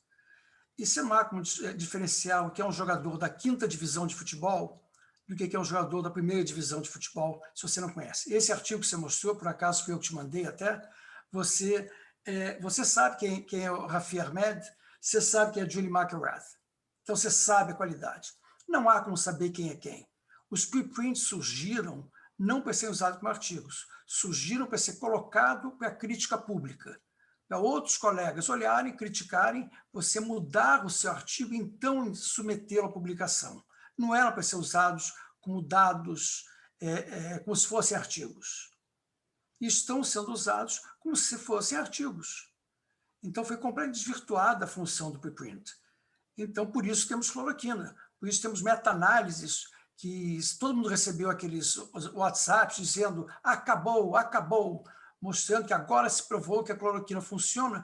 Uma meta-análise é uma das coisas mais horrorosas que podem ser feitas na vida. É horroroso aquilo. Mas como é que você vai saber, se você não entende meta-análise, que aquilo é horroroso? É a mesma coisa. É uma fonte de fake news. Preprint é uma fonte. Pode ser uma fonte de fake news. É a fonte completa de fake news. Então, acabaram os meus comentários. Ô, Tânia, quando chegar a minha outra vez, Peraí, Júlia, que agora é Camila. Eu já sei, eu sei que você está na ordem. Tá, eu já obrigado. vi que sua mãozinha levantou. Vai, eu parabenizando quietinho esperando, hein? Primeiro, parabenizando a Tânia por trazer, é óbvio, o Ricardo, sempre maravilhosa aula, como sempre. E daí eu tenho algumas colocações, algumas perguntas. Ricardo, em relação à vacina da Pfizer, que chegou esse 1 milhão aí para a gente, você não acha que seria melhor a vacina da Pfizer ser distribuída para os imunodeprimidos, transplantados, essas pessoas, já que ela tem uma eficácia melhor em relação à Coronavac ou AstraZeneca? Então, assim, tipo, a gente definir melhor para quem seria a Pfizer, não ser, pelo menos em São Paulo, 60, 61 e 62 anos, independente, então, tipo, transplantado, HIV com CD4 abaixo de 350, pessoas que teriam uma resposta pior imune à vacina, pela Pfizer ser melhor. justamente isso que é a minha grande dúvida, que a gente não está pondo direito a questão da vacinação, quando colocar ou não. E outra coisa, o que você acha em relação a gente, para ter uma resposta melhor, imune, ter duas plataformas vacinais? Então, por exemplo, você vacinar com um vetor viral e depois você faz um vírus adsorvido ou um RNA mensageiro e um vírus adsorvido. E qual seria a melhor resposta em relação a isso, de vacinar com duas plataformas diferentes, por exemplo? E se isso tem respaldo, que eu estava procurando, eu não li isso. E obrigada, e de novo, parabenizando a aula maravilhosa, como sempre. Putz, Camila, não sei, não sei te falar. Eu desconheço o modelo animal que tenha misturado as plataformas, principalmente porque eu acho que elas são proprietárias, né? Até aquele negócio eu não li, né? Mas alguém falou que, por exemplo, quando a vacina é de vírus morto, você encurta a primeira e a segunda dose, que pode ser até de 2 semanas. Quando ela é vírus atenuado, você já aumenta, porque tem que replicar. Quer dizer, tem todas essas coisas, essas variáveis, que eu não sei como fazer, né? E também na indicação de qual vacina e para quem, né? Às vezes é difícil você não discriminar, né? Por exemplo, na hora que eu olho os dados, né, eu falo assim, bom, a mortalidade entre homens é 2 vezes das mulheres. Vamos vacinar homem, não vamos vacinar mulher. Alguém fala assim, você fica com a sua boca calada, né? Porque isso não é correto, né? Então, é difícil, eu tenho dificuldade nesse tipo de coisa. Né? Tem gente que fala o contrário, olha, vamos vacinar os jovens, porque eles são as fontes de infecção para os idosos. Não faz o mínimo sentido na minha cabeça. Eu acho que do jeito que está muito bem pensado e bem feito. Né? Mas realmente, eu não sei te responder isso aí, estou te enrolando também. Se alguém quiser dar alguma opinião com relação a isso. Pessoal, Bom, obrigado. Eu gostaria de dizer que, em primeiro lugar, o Canadá está usando esse espaçamento, mas não é um consenso no Canadá. Eu sigo muito o Dr. Fauci, o NIAID e o FDA. Ontem, o que eu tenho publicado do FDA e do NIAID é que não se deve fazer espaçamento da vacina. Não há estudo para isso. Tem que ser feito como foram os estudos da fase 3. Inclusive, ontem tem justamente essa preocupação, sobretudo nos países que a gente está vendo como estão surgindo essas variantes, que cada vez mais você usando uma dose e aumentando esse intervalo, você pode ser um caldo de cultura para surgir, vamos dizer assim, cepas de coronavírus resistentes. Então, eu sigo muito o Dr. Fauci, ele falou que é quase como se fosse um experimento se está fazendo isso na população, usando intervalos maiores, quando não houve nenhum estudo para dizer sim que deve ser feito esse intervalo. Além do que, outra coisa, respondendo à pergunta de misturar as duas vacinas, pelo que eu tenho lido, não deve ser feito, por exemplo, que o comportamento, quer da vacina feita de RNA, é diferente do adenovírus. Você vai lá, penetra em núcleo, libera DNA, então não deve ser feito. E aqui eu queria, só para finalizar, parabenizar a Anvisa por 2 coisas. Pela honradez em barrar a vacina da Sputnik. Primeiro, porque realmente a qualidade maior é que você não pode ter vetores viral não replicantes, e tem casos replicantes, sim, na vacina da Sputnik, e existe um grande temor no mundo que quer seja da Janssen, quer seja a vacina da AstraZeneca e mesmo de adenovírus, que pode realmente você ter algum de bilhões que nós recebemos, ter algum adenovírus dele que pode replicar e, sobretudo, comprometer os imunos comprometidos com infecção. Por isso que a Anvisa está de parabéns, e a Anvisa também está de parabéns quando determina 21 dias para ser feito o intervalo da vacina da Pfizer, que foi esse estudo que demonstrou. É igual o doutor Fauci falar, quer mudar, vamos fazer novos estudos, mas por enquanto não dá. Ele disse, eu vi uma live dele, é um contrassenso se recomendar isso, e eu concordo plenamente com a opinião dele. Desculpe aí, mas... Jorival, eu acho que é o seguinte, né? Quando tem uma doença nova, a segurança do paciente em primeiro lugar. E a segunda coisa não é hora de improvisar, né? Porque é uma doença nova. Segurança Isso. E não improvisar. Essa é a minha sensação. Há um Deixa eu ano atrás... Posso só esclarecer? Pode. Não, só esclarecer que eu não defendi nada, não. Eu só relatei o que está fazendo. Eu, como o Ricardo sabe bastante bem, eu conheço o Tony Fauci bastante bem e muito bem há muitos anos. Relação pessoal grande há muitos anos. O Tony tem essa diferença muito grande. Ele está num país rico em que sobram vacinas. O Reino Unido é um país rico em que faltam vacinas, é o país berço da saúde pública, é o país berço da epidemiologia, é o país berço dos modelos matemáticos. Eles não são irresponsáveis. Eles sabem... Por favor, deixa eu acabar, por favor. Okay. Então, foi uma decisão consciente de que existiam razões técnico-científicas e saúde pública para fazer aquilo. Eu não estou defendendo, eu não tenho conhecimento técnico para dizer que isso é melhor do que aquilo. O Tony Fauci se refere à situação americana num país que tem dinheiro e sobram vacinas. A Inglaterra, o Reino Unido, propôs fazer aquilo para o Reino Unido. Eles não propuseram fazer aquilo no Quênia ou no Brasil. Propuseram aquilo para a realidade do Reino Unido naquele momento de epidemia, pegando fogo, com um lockdown completo. Imagina a Inglaterra, morei lá 6 anos, que ficaram 4 meses com pubs fechados. É outra realidade. Então, não estou defendendo nenhum nem outro, estou relatando o que aconteceu. Quer dizer, o que o Brasil está fazendo, não tiraram do nada. E eu não sou defensor desse governo, só para esclarecer. Não, muito obrigado pelo esclarecimento. Eu só vou dar uma notícia agora. O Joe Biden aprovou, ele aprova a quebra de patentes no mundo em relação à Covid-19. Eu acho parabéns, é uma boa notícia para todos nós.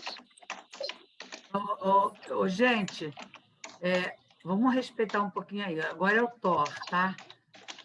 Eu quero me inscrever depois do Thor. Oi, Tânia. Oi, colegas. Ricardo, parabéns demais. Eu num ritmo aceleradíssimo aqui de assistência, mas quando eu vi que era o Ricardo que ia falar, eu parei tudo aqui, porque realmente sempre vale muito a pena ouvir o Ricardo. Tânia, parabéns. Ricardo, parabéns. Eu gostei muito do que você falou de não minimizar nunca, né? Numa situação de novidade, a gente não pode minimizar, a gente tem que pensar no cenário mais adverso. Essa é a forma mais inteligente de agir. Minimizar é a forma menos inteligente de agir, e apesar de a gente saber que mudanças de hábitos e de atitudes são muito difíceis, gostei muito também que você dizer da gente não desistir, né? A gente sabe que usar máscara e manter distanciamento é muito difícil, mas a gente não pode desistir disso jamais, porque isso é muito importante. Mas eu queria obviamente ouvir o que você acha sobre... Você falou sobre carga viral, a gente achar um remédio bom que possa diminuir carga viral para diminuir transmissão. E achar um remédio bom para diminuir carga viral, para diminuir gravidade de doença. O que você pensa disso? E, obviamente, fala um pouco sobre a nitazoxanida para a gente. Não tem como não te pedir para falar sobre isso, juntando tudo isso junto.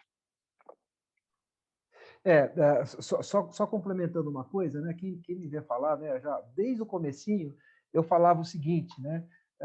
Na hora que essa bagunça acabar, né, médicos e autoridades sanitárias vão ser responsabilizados por ter feito coisa errada, né? Porque todo mundo ficou tão estressado que a gente começou a passar em farol vermelho, a improvisar. Isso é uma coisa muito ruim. A gente precisa, na minha opinião, né, entendendo como funciona vírus RNA, né, a gente precisa ter medicamentos antivirais e, preferencialmente, associar medicamentos antivirais, né? Não é nem pela resistência, porque o tempo de tratamento é relativamente curto, é mais pela potência mesmo, na hora que a gente fala em vírus RNA, que tem uma capacidade grande de replicação. Então, a gente cada um está correndo para um lado, eu acho que é certo, né? Tem gente que está olhando como cortar a cadeia de transmissão, tentando usar todas as barreiras que a gente conhece. O mundo correu de uma forma sem precedentes para fazer a vacina. A gente está devendo ainda nos antivirais. A gente tem que ter antivirais e a gente vai dar certo para tratar na hora que a gente tiver uma associação de antivirais. Você não precisa dessa potência na hora que você vai prevenir. E o que eu falei é que eu acho que a saída é a PEP, a profilaxia pós-exposição. Isso vai ajudar muito a gente a cortar a cadeia de transmissão, né? É você ter, toda vez que você tiver gente exposta, ambiente hospitalar, domiciliar, casa de repouso, você fazer a tua profilaxia pós-exposição, como a gente faz em PEP para HIV, né? O Mauro inventou isso aí. Isso aí dá certo, né? E para isso a gente precisa do medicamento, tá? A nitazoxanida é um antiviral inespecífico. A gente testou no estudo piloto, ele vai ser publicado depois de 7 revisores analisarem, né? Você está reciclando o medicamento e eu não consigo te falar que a gente tem autorização para usar esse medicamento ainda, porque o que a gente conseguiu mostrar no estudo é que ele foi seguro na dose que ele foi usado, né? E que a gente precisa ter um estudo maior para ver se isso se confirma, né? Se a segurança e a eficácia se confirma. Eu, sinceramente, entrei nesse estudo de uma forma meio cética, até para tirar esse negócio de que esse medicamento funciona e você nunca tem um estudo bom para isso, né? Então, tinha estudozinho para ebola, estudozinho para gripe, para malária, para vírus enterovírus, e a gente entrou no laboratório, fez o teste no laboratório e fez um estudo piloto, né, com uma quantidade pequena de pacientes, né, 50 pacientes, 25 em cada braço, e mostrou que ele diminui a inflamação de uma forma super importante. Eu não acho isso trivial, tá? Eu acho que diminuir a inflamação é importante. Os estudos que mostram que o medicamento hoje diminui a inflamação, mesmo que não interfira na mortalidade, mesmo que não interfira necessariamente na gravidade, eles podem ser importantes, porque as pessoas estão ficando sequeladas. E elas estão ficando sequeladas porque inflamam de forma... esse mecanismo a gente já sabe, né? O mecanismo da sequela está na inflamação exagerada. Então, eu não sei te falar se o benefício que a gente dá diminuindo a inflamação naquele momento em que a pessoa está muito inflamada não vai ser importante na segunda fase. Porque a gente está vendo agora o furacão, a gente está vendo a coisa horrorosa, as pessoas morrendo, tá certo? Na segunda fase, a gente vai ver as pessoas aleijadas e sequeladas. Então, é isso que a gente tem que pensar também, né? Então, qualquer coisa que lide com isso daí, eu não tenho mais muita coisa para falar para você da nitazoxanida, a não ser que você vai ter um fase 3, estão desenhando um fase 3, e que antes de ter um fase 3, eu não me autorizo, não autorizo ninguém a usar, entendeu? Então, eu vou primeiro dar uma lidinha aqui no que tem no chat, porque as coisas até passaram um pouquinho, tem muito elogio, né, Ricardo, como sempre. Alcione comentou os casos de infecção em pessoas de Ana. Desliga seu microfone. Desliguei. Os casos de infecção entre 2 doses de vacina, né?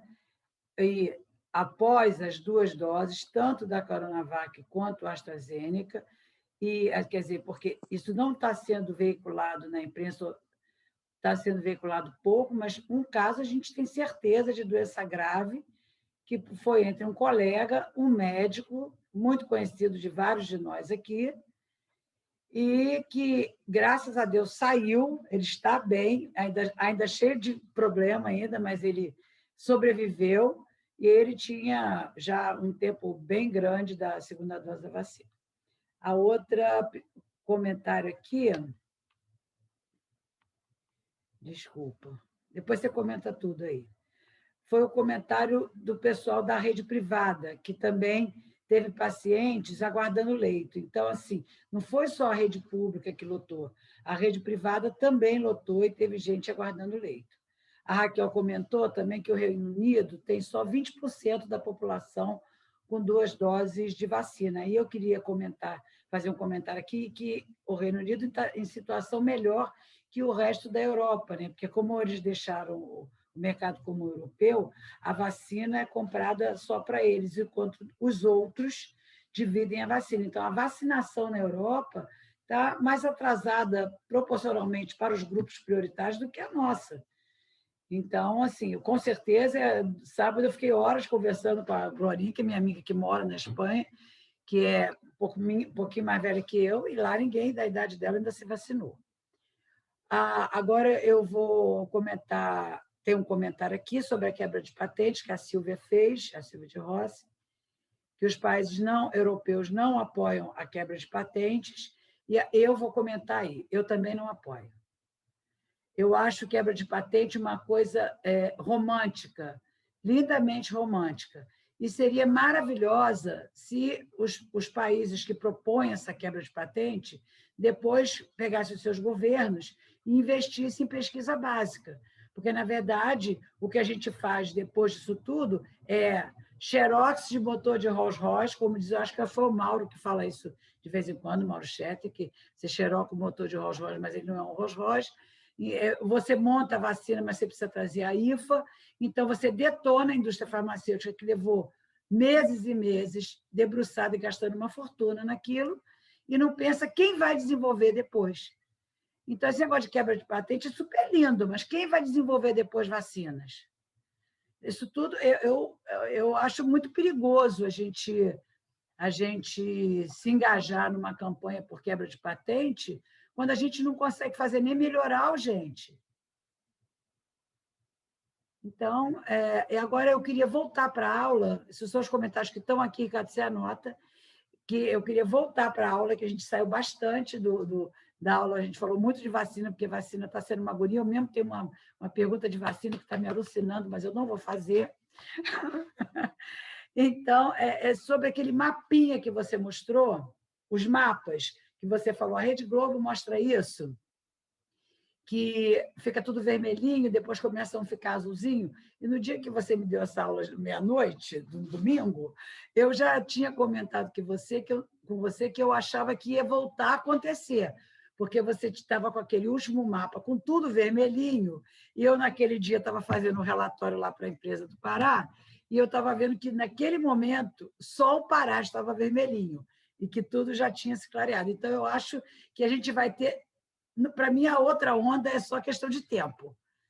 Enquanto a gente não tiver uma vacina que a gente possa mudar, como a gente muda da influenza, né? E que a gente não tenha uma velocidade de vacinação, e que a gente não alie a vacinação com lockdown, eu sou totalmente, 100% a favor de um lockdown nacional, porque a gente está igual cachorro correndo atrás do rabo, a gente melhora aqui, piora ali, aí eu viajo daqui para lá e piora aqui, melhora ali.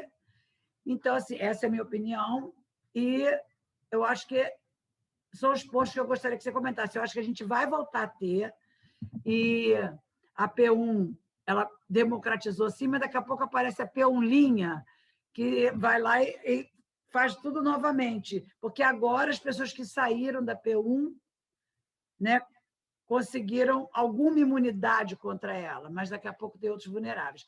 E eu gostaria de aproveitar da plateia aqui, que eu sei que tem vários colegas que estão trabalhando em terapia intensiva, infectologistas que estão em terapia intensiva, e o comentário de muitos deles é que a gente também está com uma população feita da Europa, quando ela piorou pela segunda vez, é uma população mais jovem, não é só que está piorando no final, mas a população mais jovem está piorando mais frequentemente. Então,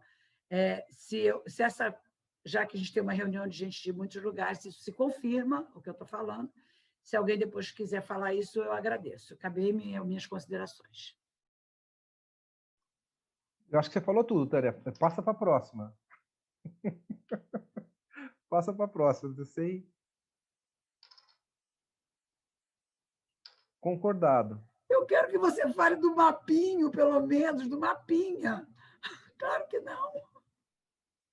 Então, Tânia, eu concordo com você. Assim, tem muita coisa que a gente tentou intuir e tentou basicamente adivinhar o que está acontecendo e interpretar o que estava acontecendo e que deu errado, né? Quer dizer, na hora que na Europa, depois da primeira onda, tudo baixou, a impressão que a gente tinha é que a coisa ia ficar tranquila e, obviamente, não ficou tranquila. E é óbvio que Manaus ensinou para a gente que a gente pode ter uma terceira onda. Quase todo mundo com anticorpo, aparece uma variante lá e todo mundo, de novo, fica muito doente, né? E aí, tem coisa que a gente não entendia direito, né? Por exemplo, a gente falava assim, olha, eu, por exemplo, como eu falei para você, eu não entendi o que estava acontecendo em Portugal. Eu falei, esses caras têm uma imunidade cruzada. Eu não tinha. Todo mundo pegou. Aí você olha o que está acontecendo na África, você fala assim, ó, saindo da África do Sul, é muito interessante, porque você não tem uma epidemia explosiva. Aí eu pensei, puxa vida, esses caras podem ter imunidade cruzada, porque eles são expostos a muitos vírus, muitos patógenos, muitos coronavírus, eles estão segurando essa onda, certo? Do mesmo jeito que o pessoal da Índia está segurando a onda, certo? Errado. O que acontecia era só falta do vírus chegar no lugar certo, é assim que está acontecendo, né? Então, quando o vírus chega no lugar certo, esse vírus, tem onda. E quando ele escapa, tem onda.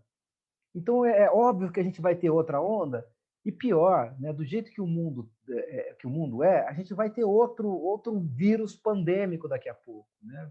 A gente já enxergou isso. A gente vai ter esse cruzamento das espécies mais vezes. Isso pode acontecer, né? O que não dá é para a gente negligenciar o nosso perigo, tá certo? A gente tem que tentar olhar e ver qual que é a perspectiva, né? E a perspectiva é enquanto a gente não reduzir a carga viral populacional, a gente vai ter esse movimento epidêmico de sobe e desce, tá certo? E, claro, mesmo que a tua imunidade vá embora, mesmo que você não esteja protegido contra um vírus diferente, se não tem aquele vírus, você não vai ter onda. Então, a primeira coisa que a gente tem que fazer é extinguir aquilo ali, né? A gente tem que ser Nova Zelândia, Austrália. Mas se entrar alguém lá, vai ter onda, né? Quanto o vírus estiver se multiplicando no mundo, é risco. É risco que a gente tenha onda. Eu vou passar para o Mauro novamente. Só uma coisa, Ricardo. Eu estou passando para você. Moments, please. Moments, please. Okay. É que eu quero falar um negócio que o Thor falou, rapidinho, que o Thor falou antes. Tá. Eu quero comentar que a gente tem telhado de vidro, não tem que jogar pedra. Então, a gente não pode ficar fazendo besteira, porque vão jogar pedra no nosso telhado. Então, assim, o trabalho da nitazoxanida que o Ricardo está conduzindo é um trabalho bem feito, bem traçado, mas não é para a gente ficar dizendo que os resultados são maravilhosos e que diminuir a viremia é ótimo e a gente sair inventando e fazendo, porque ele não tem fase 3. Então, a gente detona a pesquisa fazendo besteira outra vez. Mauro. Não, uma coisa que me ocorreu, Ricardo, é que eu não sei se foi assim no mundo inteiro, mas com certeza foi nos Estados Unidos, na gripe espanhola, morriam mais jovens do que velhos. É um dos paradoxos da gripe espanhola. Isso eu não tenho certeza. Eu acho que a segunda onda da gripe espanhola, que também ocorreu no inverno, porque a primeira onda lá foi na primavera, a segunda foi no inverno, e eu acho que na segunda morreu mais gente que na primeira, e em especial jovens. Agora, H1N1, Mauro, no H1N1, a mortalidade foi maior entre jovens também, que é um vírus parecido com o da gripe espanhola, porque o jovem inflamava mais, né? Então, tinha esses detalhes que a gente não estava entendendo.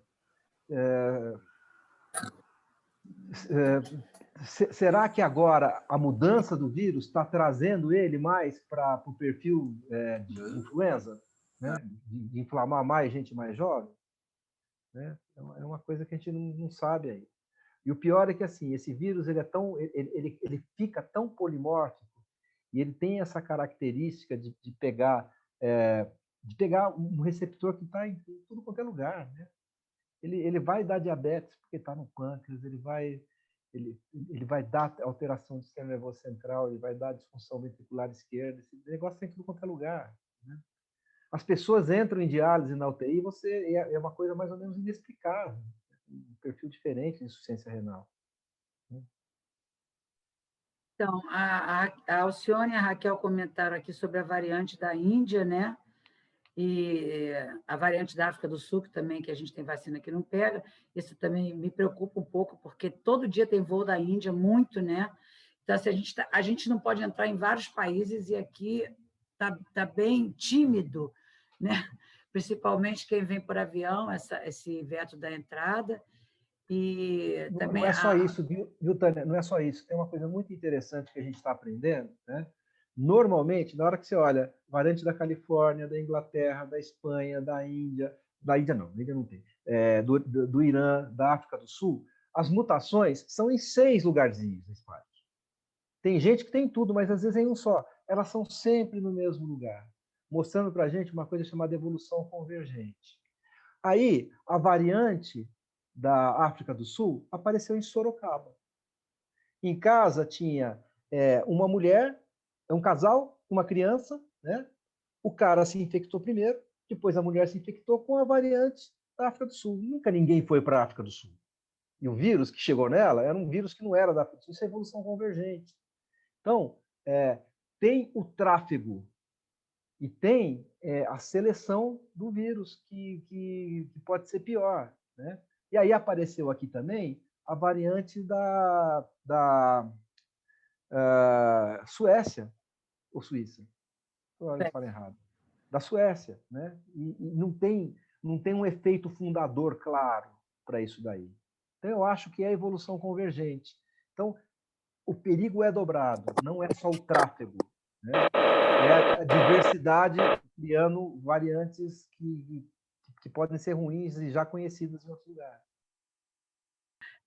Eu queria saber se algum de vocês quer comentar o que eu comentei sobre os casos mais novos nas terapias intensivas, se vocês estão vendo isso mesmo, se eles estão mais graves, independente das comorbidades, porque eu mesma perdi paciente 28 anos, 38 anos, mas obesa, elas tinham comorbidade, hipertensão. Agora, o que eu escuto é que não é assim, né? Não é assim. Você vê, esse rapaz mesmo que morreu hoje, ele tinha asma, mas asma é um fator, a gente pensava que seria até protetor, né? Mas, embora que está lá asma grave como comorbidade, mas ela entra até como fator protetor. Então, se alguém aí tiver algum comentário para fazer sobre isso, eu agradeceria. Se não... Aqui em Brasília, Tânia, o que a gente ouve de relatos, hospitais público-privado, é o maior número de jovens, tá certo? Muito graves, assim, muito graves.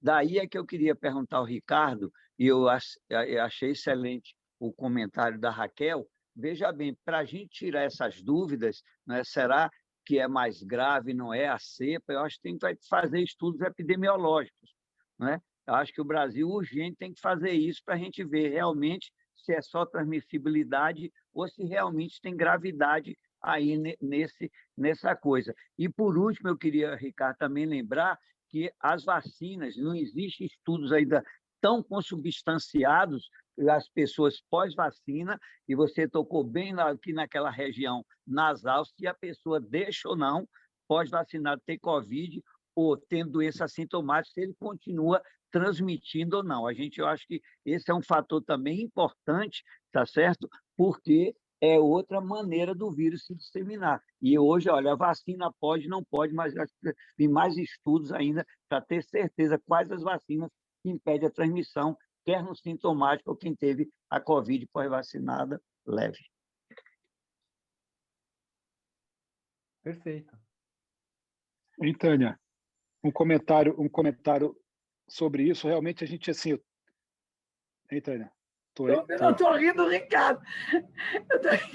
O Julival fala, ele fala no final assim, perfeito. Mas, então, realmente, eu estou aqui, sei lá, 7 meses que eu não saio de dentro da UTI, vendo paciente Covid. Assim, a gente viu agora na segunda onda, realmente, muitos jovens, 37, 42 anos, muito, muito graves, realmente. Muito paciente, assim, com asma leve, uma coisa assim que você, no máximo, asma leve, um sobrepesozinho, sabe, não chega nem a obesidade. Claro, diabetes, a gente vê, diabetes é uma coisa, às vezes, jovens com diabetes. Mas eu estava vendo, até postei nos grupos aí, um estudo que saiu na Chest aí com os fenótipos de imunodeficiência, de imunofenótipos, que eu achei bem interessante, um insight.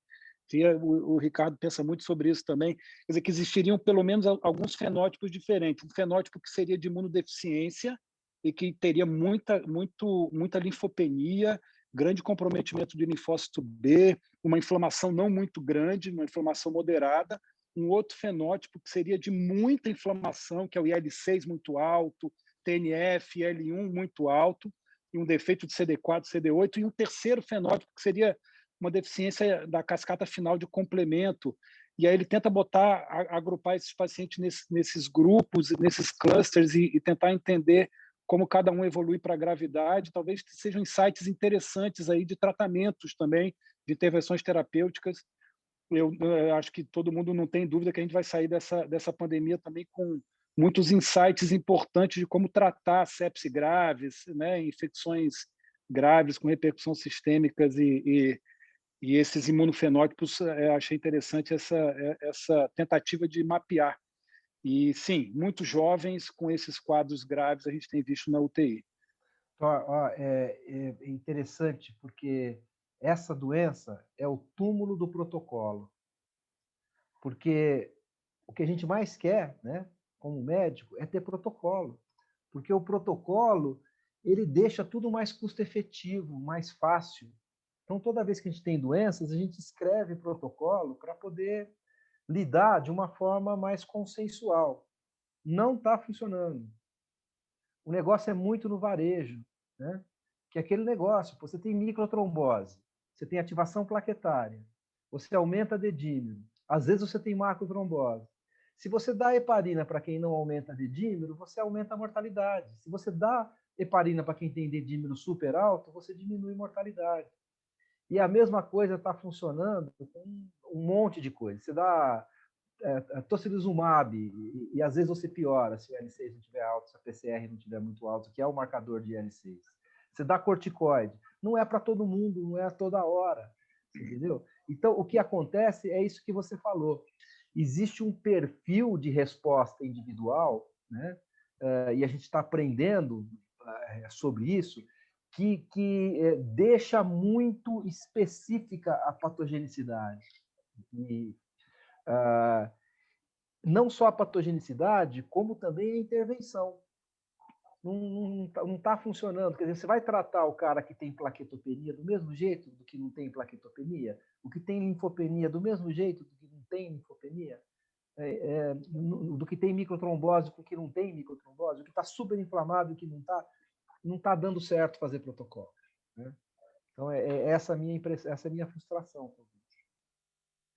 Eu queria falar que a Raquel está de mãozinha levantada, mas eu vou pedir para a Raquel falar rápido, porque a Tânia Petralha está aqui, e a gente não pode perder o comentário dela, porque ela é uma entendida de vacina, e ela fez um comentário que eu não vou fazer, ela que vai falar, está aqui no chat, mas eu queria lembrar o que a gente escreveu no nosso editorial, que a gente, desde o início, que a gente achava, né, que esses jovens já tinham tido a primeira infecção assintomática e agora foram desafiados novamente, e era a segunda infecção. Acho que essa ideia nossa continua viva ainda. Raquel, vai lá.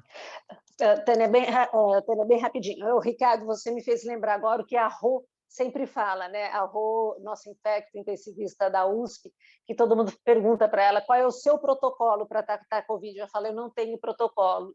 Eu tento entender o que acontece com cada paciente vai ter o seu esquema ou a sua abordagem terapêutica. Acho que é exatamente isso. Tânia, em relação aos mais jovens, eu fui ver os dados de Campinas agora. A gente tem um número de casos de pacientes internados nos jovens, mas a mortalidade continua sendo maior no acima de 60 anos, tá? Não mudou nesses 4 meses. E outra coisa desoladora, Tânia, que você não vai acreditar, nós acabamos de melhorar um pouco aqui em Campinas. Hoje é o primeiro dia que não tem paciente esperando para a vaga de UTI e enfermaria, hoje durante o dia, porque estava assim o ano inteiro, e o prefeito já admitiu aqui festas em ambientes fechados, tá bom? Então, vai ser difícil mesmo a situação. Desolador é a juíza que hoje deu aqui, suspendendo todas as medidas de restrição do Rio de Janeiro, porque é anticonstitucional. Ai, ai. Vai, Tânia, fala aí, amiga. Ela vai fazer eu ler isso aqui? Vai. Só você mesmo, para me fazer ligar a câmera, ultrapassando aqui meus limites da timidez. Não, é o seguinte, eu tenho visto casos de reinfecção mais graves. E aí eu fico pensando, será que a ADE pode ser uma explicação para esses jovens estarem internando mais? Porque jovem sempre saiu, eles nunca deixaram, né, de sair. Então, eles podem ter se infectado num primeiro momento de uma forma pouco sintomática, com pouca produção de anticorpos, e agora esses poucos anticorpos facilitarem a entrada do vírus numa segunda onda. Eu gostaria de saber, primeiro, parabenizar, né, o Ricardo, como sempre, fantástico. A Tânia sabe que eu tinha um outro evento e que eu abri mão porque é impossível deixar de assisti-lo. Então, agradeço aí a contribuição. Ela sabe, porque eu fiquei quietinha lá no nosso grupo, porque eu não poderia perder essa oportunidade. Então, por favor, se puder comentar aí alguma coisa sobre isso, eu agradeço. Eu posso acrescentar na pergunta da Tânia? Porque esse mesmo raciocínio, eu acho que a gente pode usar para essas pessoas que estão querendo tomar uma terceira dose ou uma vacina diferente, de acontecer uma situação como o ADE. Isso. Eu entendo da seguinte forma. Inflamação é para ser uma coisa boa, tá certo? Inflamação serve para reparar tecido, para eliminar patógeno.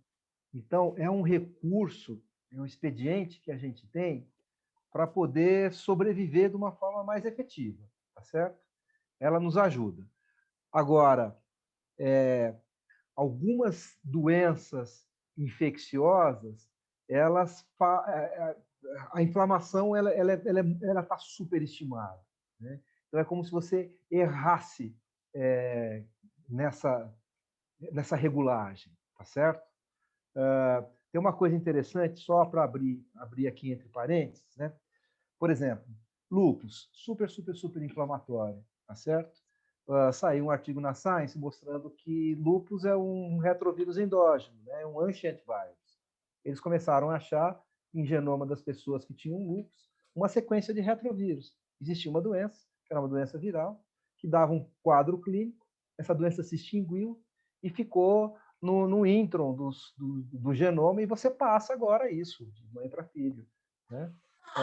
Dando aquela inflamação que é exagerada, mostrando que vírus, às vezes, erra na mão da inflamação. E aí, o que está aparecendo para a gente, olhando especificamente, né, eu e a Tânia levantamos todos os casos que a gente tinha de reinfecção, né, são poucos os que são descritos, e eu continuo olhando esses casos. A regrinha geral é que a segunda parece ser mais sintomática, mais inflamatória, né? Então, é como se você já tivesse aquilo que foi feito para te proteger e, de fato, ajudou você a eliminar o patógeno, que a pessoa se curou, né?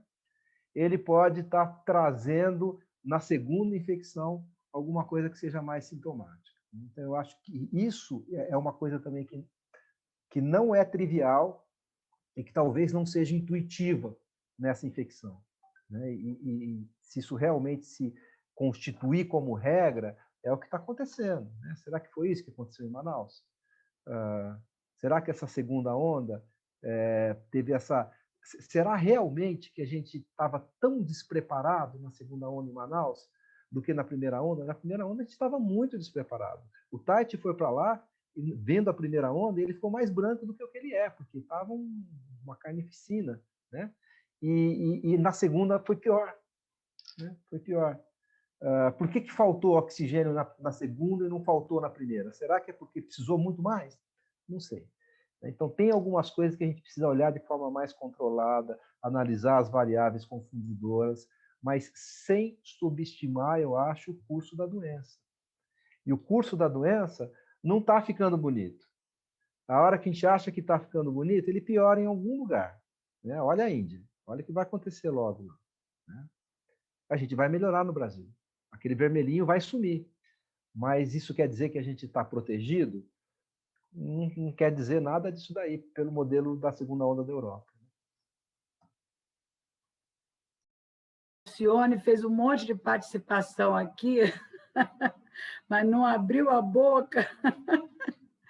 Não, eu só queria comentar, Ricardo, que será que é reinfecção ou persistência do vírus? Porque em alguns casos não houve esse estudo adequado para dizer que é uma reinfecção. Bom, eles colocaram critérios, sabe, Alcione? Eles colocaram critérios. Assim, você vê o genoma completo e você vê um limiar de mudança, tá certo? Você tem razão. Quem me garante que aquele limiar de mudança não é evolução do vírus? Parece que não, mas os critérios foram feitos para você falar assim, olha, o vírus 2 é diferente do vírus 1. Agora, tem aquele artigo da Science que me impressiona muito e me deixa assustado, que é o fato de que eles terem pego pessoas depois de 6 meses de infecção e eles olharam o linfócito B, e o linfócito B ele tinha um comportamento como se a infecção fosse recente e ativa. E aí eles biopsiaram o intestino. E 6 de 11 pessoas tinha vírus ativo no intestino depois de 6 meses de infecção. Elas estavam curadas. Só que o linfócito B estava lá dando uma evidência de que que a infecção estava lá. E o vírus estava no intestino. Né? Então, isso daí é uma persistência da infecção? Né? Pode ser, porque o que acontece? Você tem muito local no teu corpo para esse vírus ficar se multiplicando. Né? É mais ou menos isso. Ele não faz uma infecção persistente, mas ele pode ir mudando de lugar. Foi um dos meus slides. Aparentemente, o vírus muda de lugar. Né? Sim, eu concordo plenamente. Ele vai do sistema nervoso, do cabelo até a unha, ele vai. Você encontra o vírus em vários lugares e fazendo doença, fazendo lesão nesses lugares. E aí queda você tem de alteração cabelo. fenotípica, né?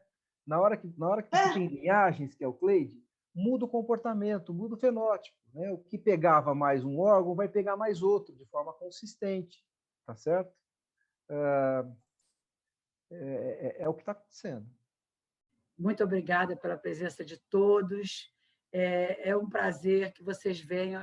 Eu faço isso com a maior vontade que as pessoas participem, porque nós estamos diante de uma coisa muito nova, então a gente tem que discutir. Ninguém sabe tudo, ninguém sabe nada. A pior coisa quando a gente imagina que a gente já aprendeu. Nesse momento em diante, a gente está burro. Não interessa que você conheça, qual é o seu pedigree passado. Nesse momento, você não sabe nada. E a gente, só discutindo que a gente vai chegar nisso.